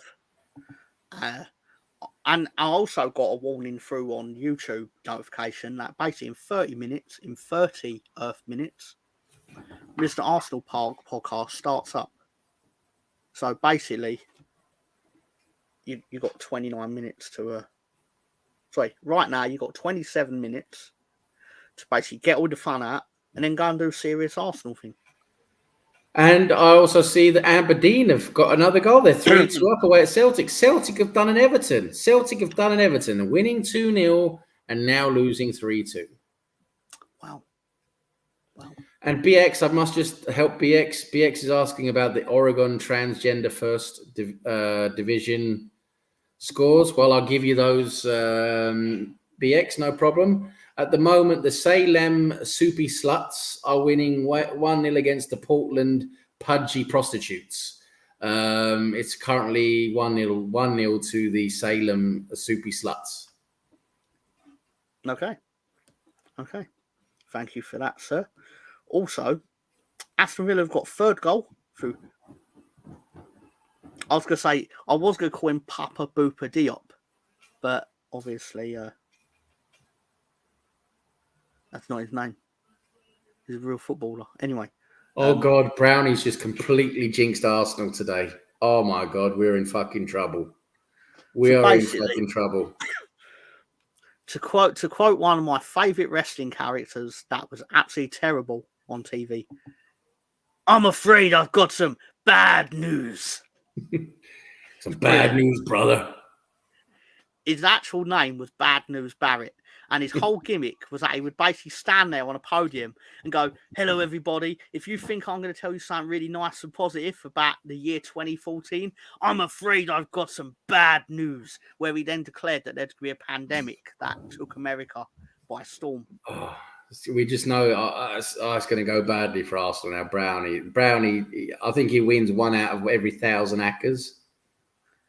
Russ Morgan knows exactly what I'm talking about. Arsenal... He needs Arsenal to win to get some money. So, of course, Brownie's afraid he's got some bad news. Can't stop saying it now. Anyway, it's the English. Cash out now, Brownie, or else. Please, Brownie, cash out. We don't need your jinxing. We all know that Ryan has powers, and Ryan can basically legally, but not in a way where he gets caught by authorities or facts. He can basically arrange for Brownie's knee to be capped out from under him as he leaves the house. Not that would actually really change his ability to actually not cash out the bet, but still. It's funny you should say that, because my actual, again, thank you for the question, Bargav, but my actual prediction for the Bournemouth versus Arsenal game was as follows. If you don't mind, I'll read the entire thing out. The actual let me find where I sent it. Anyway, okay. Bournemouth versus Arsenal. Bournemouth to win 3-2. Kai Havertz to score first. Luis Sinistera to score. £1 will win you £229.94. What did you say the final score was? What did you in your bet? 3-2 to Bournemouth. 3-2 to Bournemouth. Ooh. Ooh. My strategy this year is simply to always pick the outsiders in games because they pay the money. Yeah, of course. You got to take a chance, haven't you, to win money? That's what you got to do. Because, as I say every week, Lolo said, pick something really crazy. Don't turn up with something that pays £20, which is what would happen if I was told pick something I thought would actually win. I'd turn up and go, yeah, I think Chelsea are going to win and Cole Palmer are going to score. I mean, that well done. That'll win you £5, probably. But anyway, excuse me. Ryan knows people in Australia, knows people everywhere. That's the reach of the Mr. Arsenal podcast. He knows people.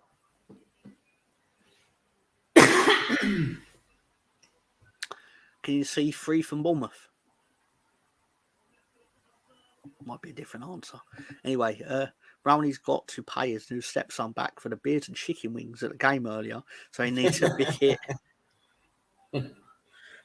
Is it expensive for the football in Australia?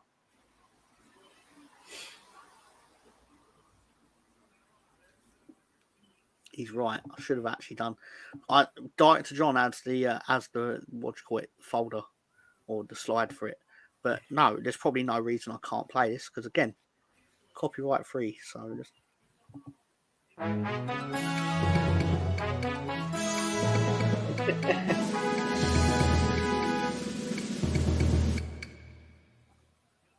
Got to remember I have that there. Anyhow, do excuse me. They're going to counter our defence 3 times. I've seen stranger things than a shocking result happen to Arsenal. Yes, I remember. I think probably one of the most, well, apart from 3-0 with Mickey Quinn in the bloody 90, was it the 92-93 season?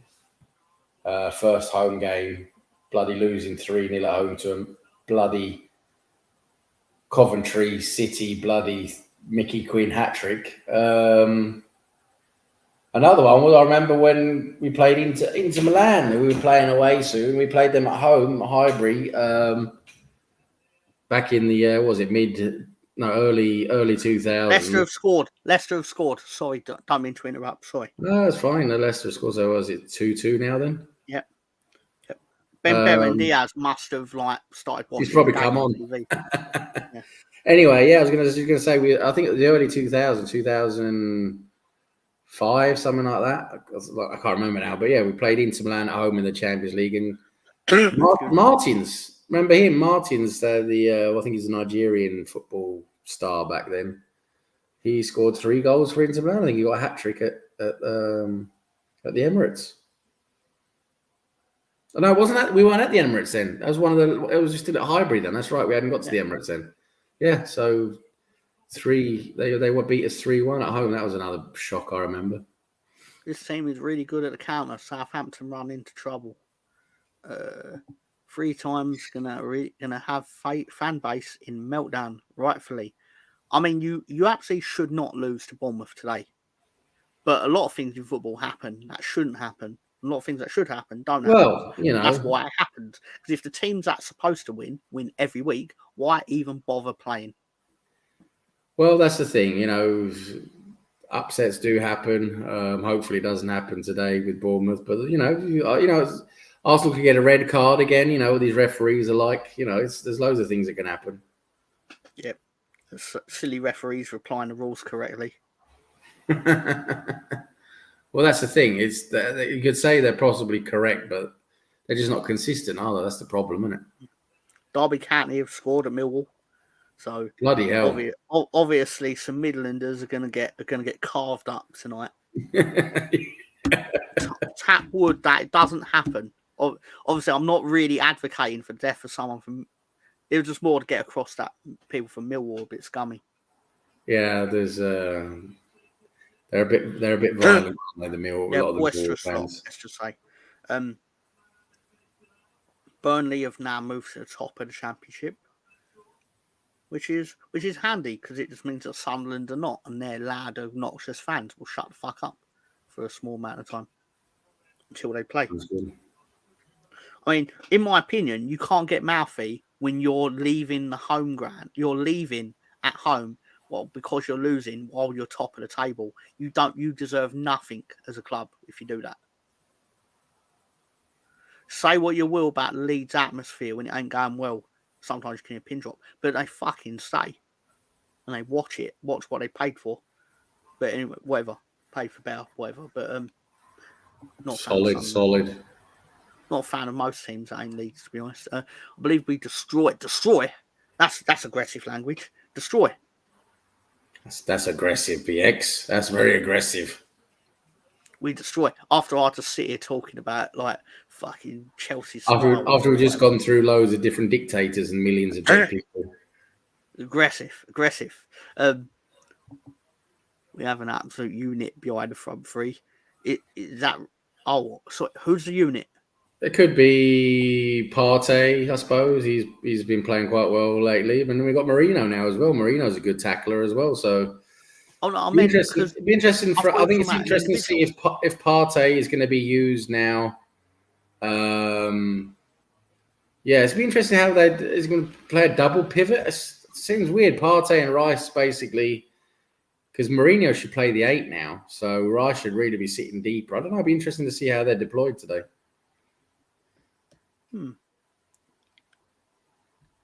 So, not much is happening at the moment.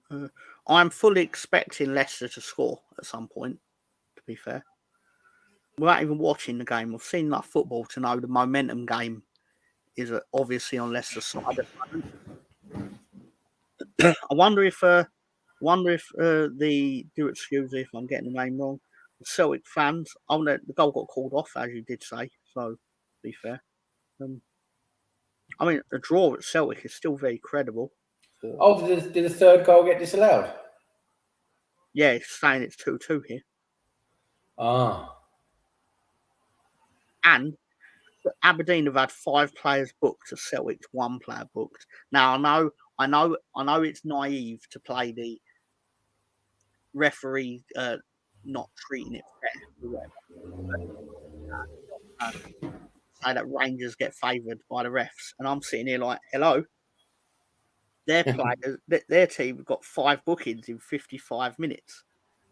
I'm sure they were perfectly valid bookings, but I just think that Celtic are not the ones to talk about being favoured by officials, about others being favoured by officials. But anyway. Yeah, fair enough. Anyway. You know, bloody Scottish League.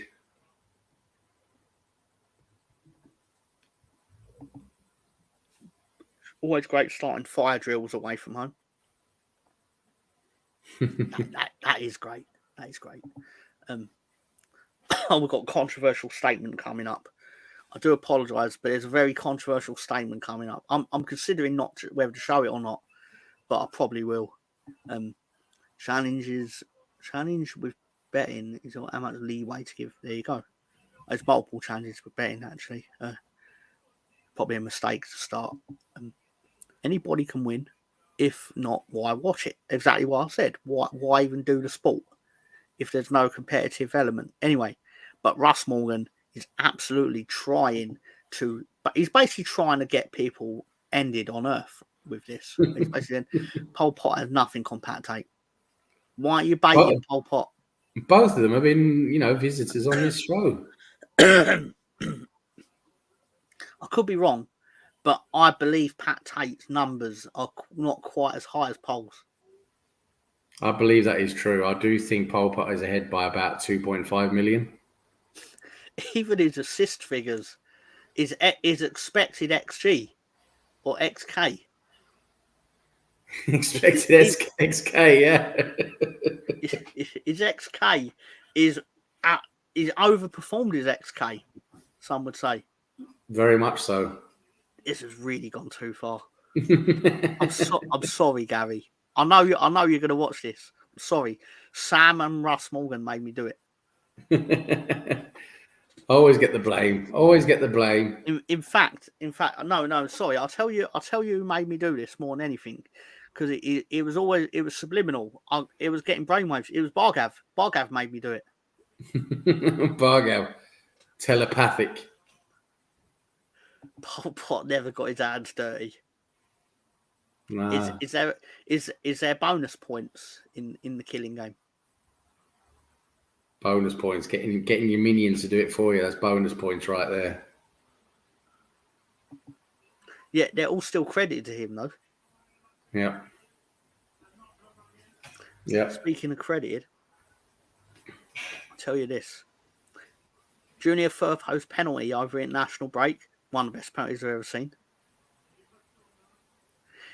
Junior Firpo's Panenka over the international break was so good that they should actually rename it to the Firpo.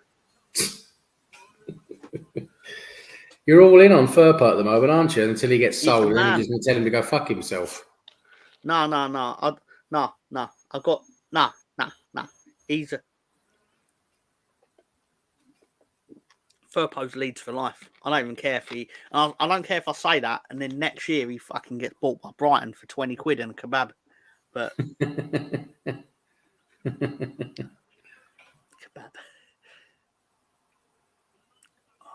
I'm far too ill to have a kebab, but I'm trying to convince myself. Anyway, but in all seriousness, it was genuinely good penalty. The fact of the matter is, it doesn't matter if he's playing a side ranked 912th in the world. It's irrelevant. In fact, he's the real genius, because it was like, do you want to try and get in the Spain squad, which he's obviously not going to while he's playing in the Championship?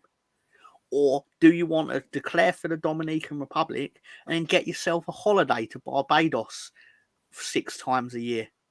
And then you can play a pub side. You play a level of opposition that are so inferior that although you are officially a left back, you will start every match at centre forward. Under these school rules of basically, I'm the best player here. I've played in the Premier League. I will play where I want, and I want to play up front. Yep, good old school rules, school playground rules. Hey, in fairness to him, he has scored in like 4 games running or something like that. Well, he is playing, he is playing glorified traffic codes, isn't he? So 100%. But he's beating down on them. Like, it'd be worse if he was turning up for this and then Dominican Republic were losing the games. That's true. But yeah, you're right. I mean, it must be great for him to go on a nice Caribbean holiday every couple of months, basically every 3 or 4 months. Yeah, it must be great. Because if he had been selected for Spain, let's just say, because he played for them at under 21 level, I believe. But obviously that don't really count for anything now under new rules. He let me try and get this right. He probably would have been playing in Slovakia during this break. It's like Barbados or Bermuda or whatever it was, or they played a double header in the same stadium as well. So he didn't even have to really move around the continent. He literally got a holiday in Bermuda and played Lovely. 2 football Must be matches. great for him. Walked around these players like they were nothing. I bet Compared to him, they are nothing. I bet all the prostitutes anywhere nearby made a lot of money during that international break. I certainly bet they did, because how are they going to contain that moustache? Exactly. You ain't telling Junior. I mean, I'm sure Junior's a married man. I don't know, but I mean, my fandom is strictly professional.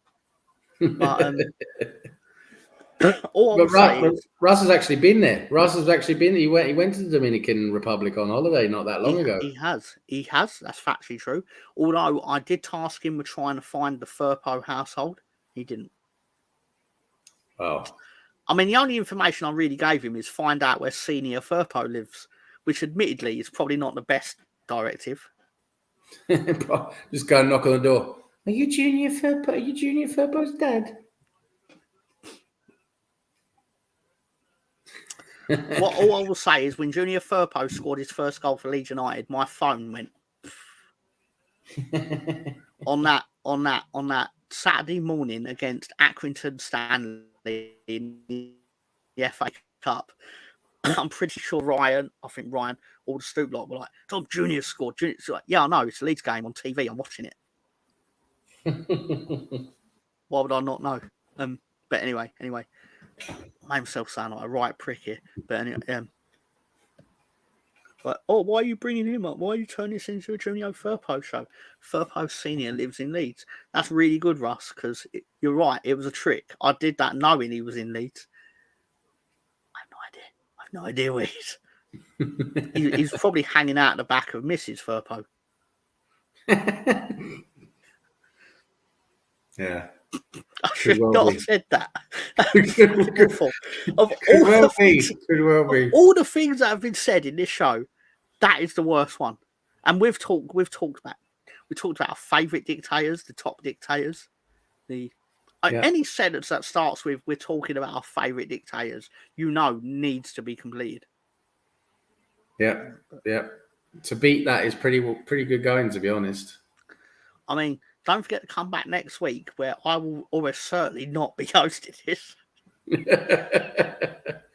Well, we have declared before that this is also a teaching and learning show, isn't it? We teach history here, different relevant, interesting facts. That is how we've managed to stave off the bots.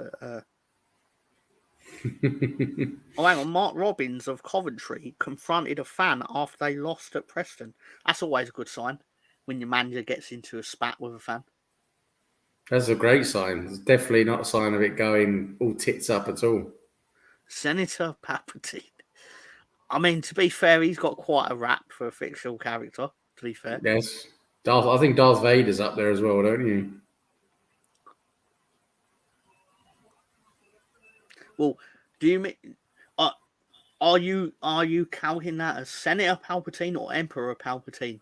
Because I'm pretty sure as the Emperor, he probably offed more people as the Emperor. Although we actually see him off people as the Senator. Not to get too technical with Star Wars, I may have seen it once or twice. Of course so. But I only first see it in 2008, which is actually really quite late for an adult. Or for what's the next movie you're planning to go watch? On Monday, because as if by chance, I had an extra day left over on holiday hours at work. So I was just like, pick a random day that I work, and I'll have that day off. So I did, and it turned out it was this Monday, and I totally forgot about it. So I'm gonna go to cinema on Monday. I'm debating whether to watch The Apprentice or Wild Robot. I'll probably watch both, if I'm being honest. Yeah, a friend of mine took Wild Robot's really good, apparently. A friend of mine took his kid to go and see Wild Robot. Was it yesterday? I think it was. Yeah, yesterday. And he said it was very good. It was demolishing the competition in America, if I remember rightly. I can't remember what film it is I watched. I think it might have been one of the Alien films. But it was basically like, it opened at number 2 because Wild Robot got $7 billion or dollars or whatever. That's not factually true. I might not even be remembering the right movie. But there was a movie I did review and I thought, this is quite okay. But Wild Robot decimated it over in America. I was like... Yeah, no, it got a lot of good, got a lot of good hype, didn't it? And I think the critics have quite liked it as well. Movies for children are always going to make serious money. Oh yeah, these animation films. That's why they keep churning them out, don't they? Basically, like a conveyor belt, in a factory, isn't it? It's just they just know kids want to go watch them. It's something for the parents to take the kids to, isn't it? So it becomes a money maker. I thought it was all right, Russ. My issue with it, the further I got away from it, was I basically felt Michael Keaton had managed to finagle it, so his character was secondary in the film. Yeah, that was true. But I was a bit disappointed with Beetlejuice, to be honest. I thought it was a bit. It seemed a bit. I mean, all the years Tim Burton has had to think about, because it was rumored and talked about for many years, the sequel to Beetlejuice. All the years he's had to come up with basically the sequel, and I just thought what they came up with, it just looked quite rushed. It wasn't really that great of a story, and I was disappointed with. It seemed a bit rushed, basically, the way it was put together. And I agree, Michael Keaton being basically secondary, I thought that was really disappointing. I wanted to see so much more of him. The thing is, he's secondary in the first movie, but he's so outlandish in it that you think that he's not. Like the plot is facilitated in the first movie. It's just perfect as a comedy. It's just perfect. But in the second one, he's back secondary, so he's obviously in it less. But it feels like what's going on with him isn't actually relevant to the plot.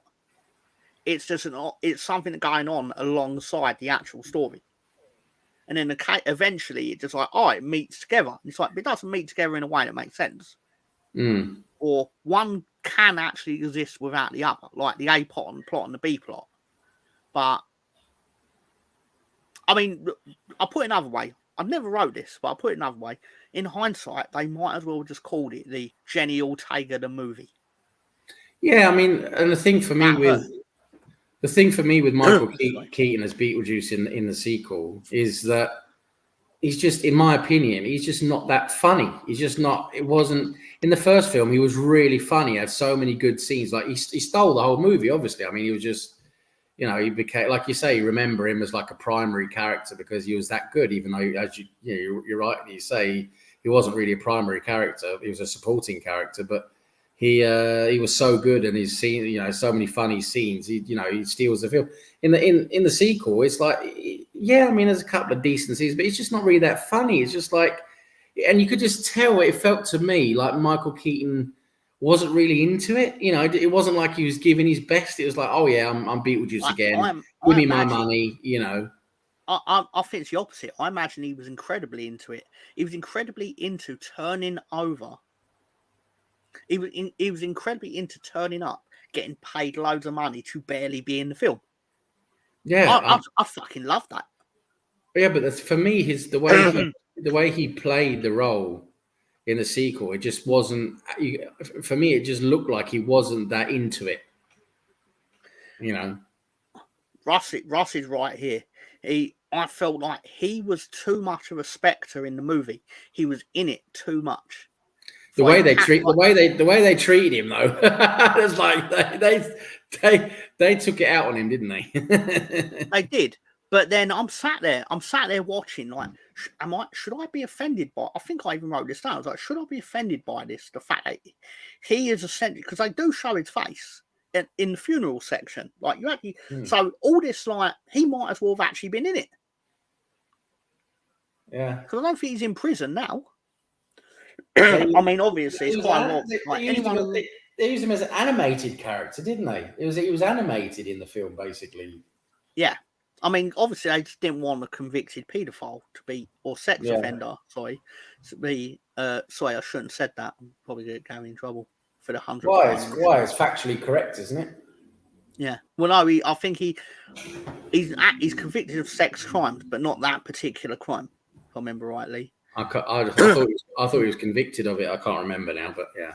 Well, no, but he did like 6 years. I mean, he's long out of prison for it. He just obviously can't get any work naturally. Yeah. My main thought on him was his character. It's like he's in the film, but when he's on screen, I'm sitting there thinking, I thought when they actually showed him get killed in the animated sequence, I thought it was a very clever, like, all right, so you've acknowledged that he exists in your story, and then you've got rid of him. I'm like, fine. And then there's a whole funeral sequence, and it's like you might as well have him in the movie. Yeah, because he's in the movie. I know it did reek. It did reek a bit of, like you're saying, like making it. Yeah, he was in the film a lot more than what he probably should have been. His character, and yeah, when he's in the film that much, his character. You're right. They should have just might as well just bloody hide him. Yeah, it was a bit silly, really. I mean, I bet at one point that was a genuine fault, but then obviously a one phone call, and Catherine O'Hara's like, "No, I don't want to work with a convicted, blah blah blah," and like, okay, well, we'll just animate him. But I didn't like the animation to turn up every 5 minutes. I didn't like the I forget his name now, but the guy who played Lydia's fiance. I forget his name now. Yeah. Oh, it's Justin Theroux. Justin Theroux, that's it. Yeah, I didn't like him. His character. I mean, his character. I didn't like his character. But yeah, I'm probably being a bit. You see, the thing is, I had such high expectations because I love Beetlejuice. It was one of my favorite movies when I was young, and and when they announced that they were making the sequel, I was like, wow, this is going to be brilliant. And you got such high expectations with Tim Burton and all of that. And just for me, I think it was just the expectations that killed it for me. I was expecting so much, and it just didn't really deliver. The real reason they brought it back, obviously for money, that's the primary reason for anything. Yeah, but when he did that Wednesday show or whatever it was with Jenny Ortega, he's basically watching her do the thing, and he's like, it's like watching Olivia Deetz' daughter. He went, why don't we do Wednesday as a Beetlejuice film? Yeah, essentially, because he's already done one for Netflix, so he might as well do a full feature one. It did. There was a lot of similarities there, weren't there? Yeah. Yeah, but more than anything, I didn't hate it. There were parts of it where, like, the music, I liked the start, where it was basically like the camera's going through the town. Nostalgia, wasn't it? Yeah, like they're doing the theme. I was like, yeah, this is a great way to start. Like, you're going through the town. It's one of them, like, you'll probably actually going to see a lot of these locales during the film. They're subliminally planting it in you at the start. Like, Ashley ends up in that house, in the garden of that. Like, I'm pretty sure that house will be in the intro at some point.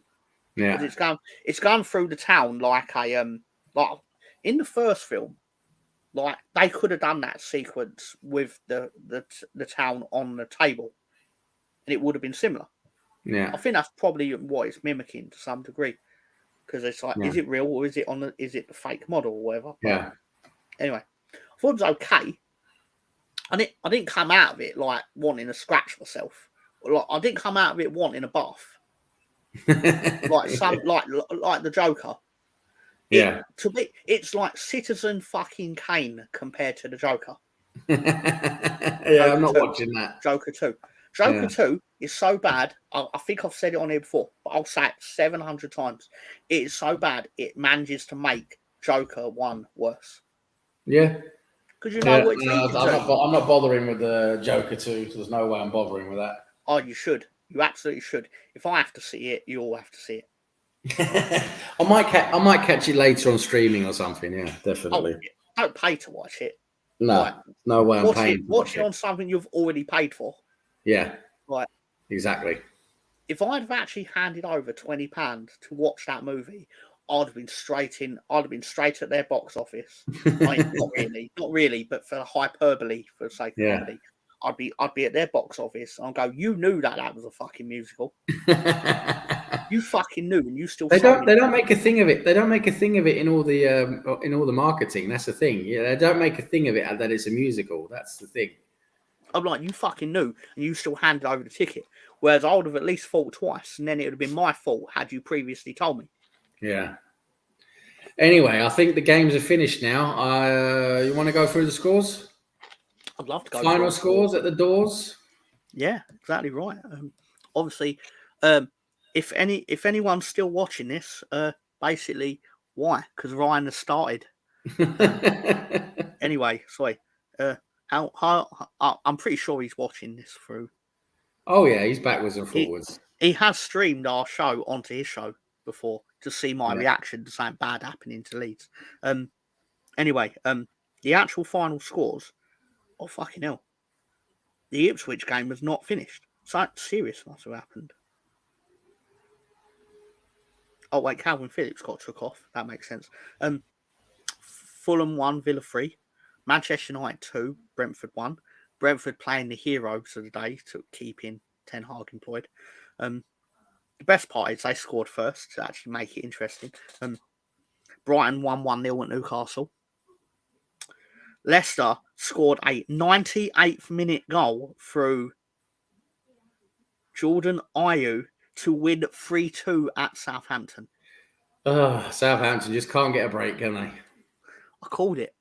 I went, this got 3-2 over it. Yeah. But so anyone who picks Southampton in the upset pick thing, sick. Must be absolutely sick. I'm not gonna go through a check now. I will after. because I already know I'm probably getting no points this week because I'll Peter Wolves. But anyway, Oh, you're going for broke, Everton, aren't you? You're going for broke. I'm going for 17 points or whatever it will work as. I'd even take a draw. Anyway, Everton winning 2-0 at Ipswich. And obviously at 5:30, Bournemouth will play Arsenal.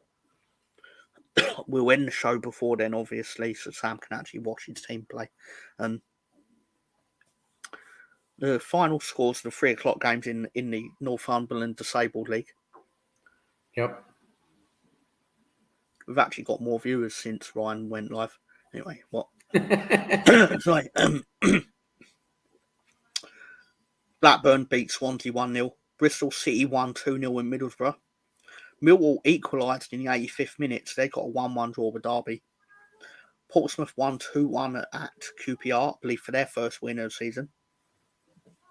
Burnley got an efficient 2-0 win at Sheffield Wednesday. And Stoke drew 1-1 with Norwich. And I know Russell will want to know this, obviously. Yes, we want to know how it went with Transmere, his favourite team. Well, Bromley scored 1 goal. But Transmere scored 2. Bromley 1, Transmere 2. Wow, Transmere 1 is finally a binary result. That's great for them. Which now moves Transmere. They've transformed their fortunes up to 16th in the table. Wow. So how's it going how did it end up in the Grace McEwen Methadone Clinic League, otherwise known as the Scottish Premier League? 2-2 between Selwick and Aberdeen. Fair enough. And Aberdeen are doing well. Aberdeen are doing well, aren't they, in the Premier, in the Scottish Premier League? They're only behind Celtic on goal difference. Interesting, very interesting. Russ, if you set it up, I'll host it on here. Not actually the host, like you could host it, but I mean host the actual channel on here so you haven't got to pay for it for a bit. Oh God. Russ would be like, I know he'll host it, he'll be like, hey everyone, I'm the most chill man on earth, but I'm not as chill as Transmere. Oh, I love it. Oh, it's great stuff. I wonder how many times Gary has had a conniption fit out of anxiety over what we're doing to his YouTube. Well, let's put it this way. I think we've been a lot better the last few weeks. There hasn't been any visits from any lords or any dictators. I think it's been quite good lately. But next week it might change. We don't know. We might have a dictator visit next week. We don't know. We'll have to wait and see. When I was younger, I thought the word dictator meant that someone had actually drew a dick onto a potato.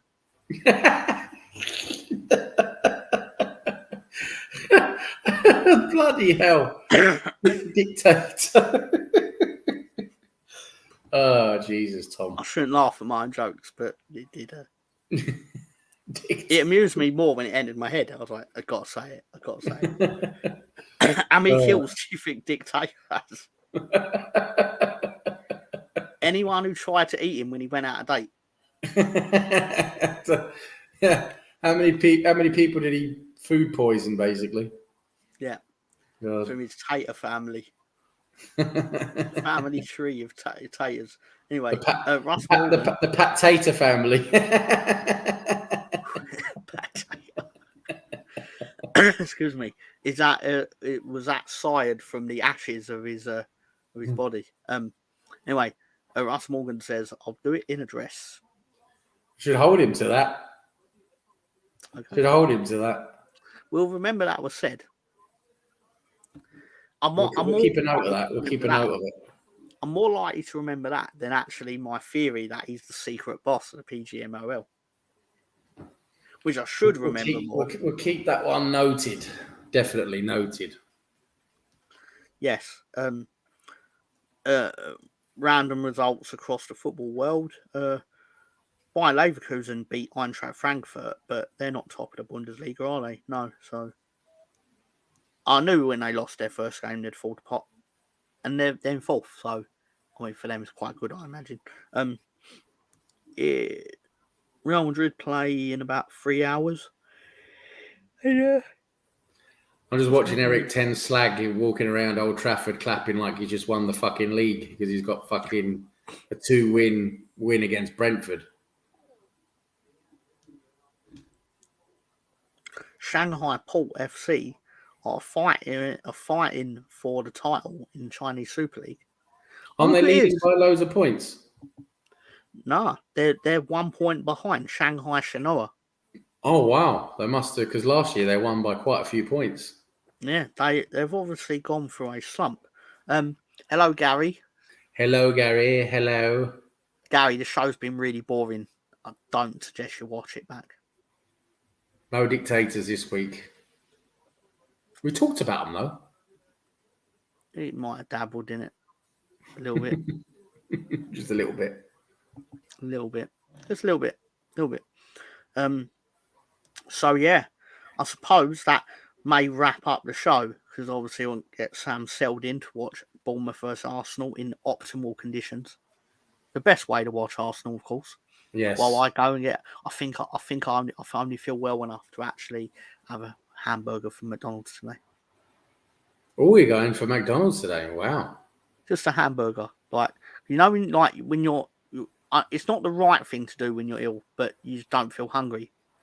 But you need to eat something. Just feel like having something that tastes good. Yeah. Tastes good is debatable, but in fairness, when you actually have no taste buds because of your physical condition, you should eat anything really, because that's true. You can't taste it anyway. But that's true. Do that. I never apply that to myself. But anyway, so Sam, do you have anything you want to say to your audience or your fans? Nothing really special. I think we covered a few bases today. It was good fun as always. Thank you everyone for joining us, taking part in the show. A road trip where we every Saturday have a bit of a laugh, and it's basically, as I said a few times before, it's basically Soccer Saturday on crack. It's a learning show, history show. We got to do a bit of history, a bit of important, relevant, and interesting facts. We had a good laugh. So hope Arsenal win now against Bournemouth. That'd be good, and hope everyone has a good rest of their weekend. Well, as that was happening, we got an important bit of information, which brings on our new segment. It's the Russ Morgan, Ron Simmons fact of the week. Hi, Gary. Yep. Did you know Ron Simmons was an All-American at Florida State? I told you, it's an important learning, factual show. It's really important to say, please don't try this at home. And Gary, his reaction to it was, Russ, No, I should be making sex faces on the show. A history show. So much history. The history of football. We learned about Euro 96 VHS tapes. Yep, true. Oh, I attended Leeds versus Liverpool in November 96, of which Leeds lost 2-0. To start off my run of never seeing Leeds score in Ellen Road. Wow. Been 3 times and I've never seen them score. Wow, I've seen Leeds score in loads of away games. I've seen Leeds actually decimate Arsenal, decimate West Ham. Never at Ellen Road. Not good. Never at Ellen Road. Sad day. Anyhow, that being said, excuse me, sorry, I've got a bit of a cough in case you haven't realised by now. I've appreciate everyone who gave their time to this, in spite of Gary not being here, knowing the show will go off the rails. Thanks, Gary, for allowing this to happen, despite the fact that you knew he weren't going to be here. It's nice to be somewhat trusted with other people's children. As in his,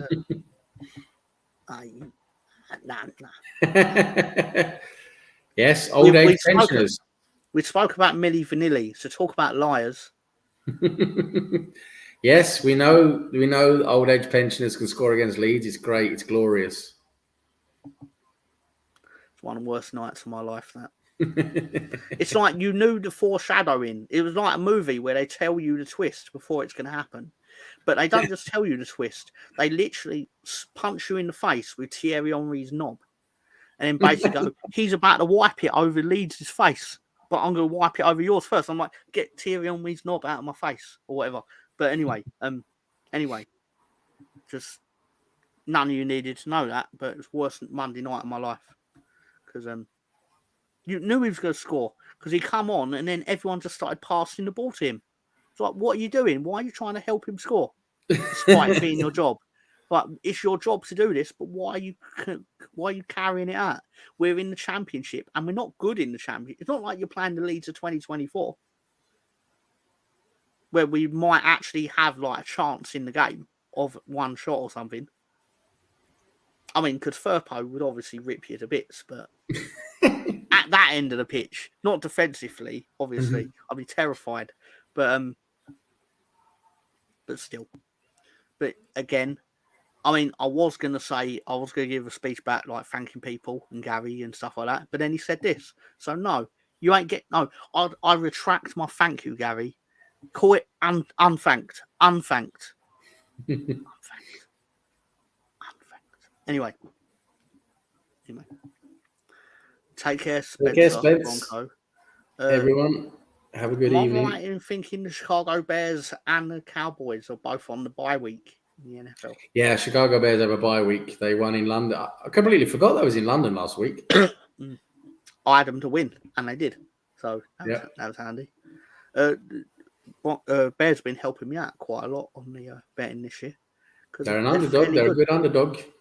They are. But all the teams in that NFL division are fairly good from what I can tell. That's what's so crazy. Just to finish this off, Bears. It's so typical when the Bears have finally got a good team going.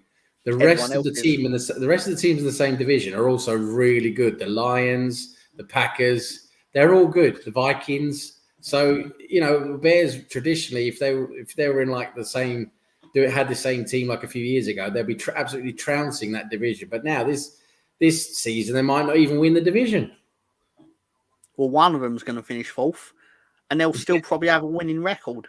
Yeah, well, the games against each other are going to be key to this. They're going to be really important. Yeah. I also may have actually selected the Broncos in my spread bet, where like Spencer rightly said, they crushed the Saints. I only needed them to win by a little bit, and they won by a lot. So that was really handy. Thank you for that. I mean, you had nothing to do with it, but. Like, it wasn't like he was phoning him, like going, Tom's picture to win. You need to do me a solid. He's like, that's not what happened. They just went out and did their own thing. And he says, go look up Jay Cutler's mugshot. I heard that he had a run in with the law. Oh, what a horrible quarterback he was. Oh. I remember when he was meant to be the next best thing. He was going to take you back to the Super Bowl. It was going to be 1995 all over again. And it weren't even 1995. No. No, we're looking better this time. But again, filibustering because I don't know how to end YouTube shows. But in all seriousness, thanks, Sam, for your time. Thank you all for your time. And I'll actually give the speech on Ryan's chat because they're all over there now. So save time rather than just saying it again because they're not going to hear it. Anyway. When's the mentally impaired shitting league start? Well, the Scottish Premier League usually starts in July, doesn't it? Yeah, pretty much. Yeah. But you must mean Scottish Division 2. Probably something like that. Okay. So hello. Anyway, thanks for joining us right at the end, Wanderer. Just as we're wrapping up. Yeah, that's true. Better late than never, as they say. Yeah, Gary, thank them for their viewership because it's still one more on the notch for you, mate. Gary don't care about views. Doesn't care about views at all. He only cares that we behave. So we do. Pretty much. Anyway, Have a good night, everyone. We'll see you next Saturday, if Gary allows us. And remember,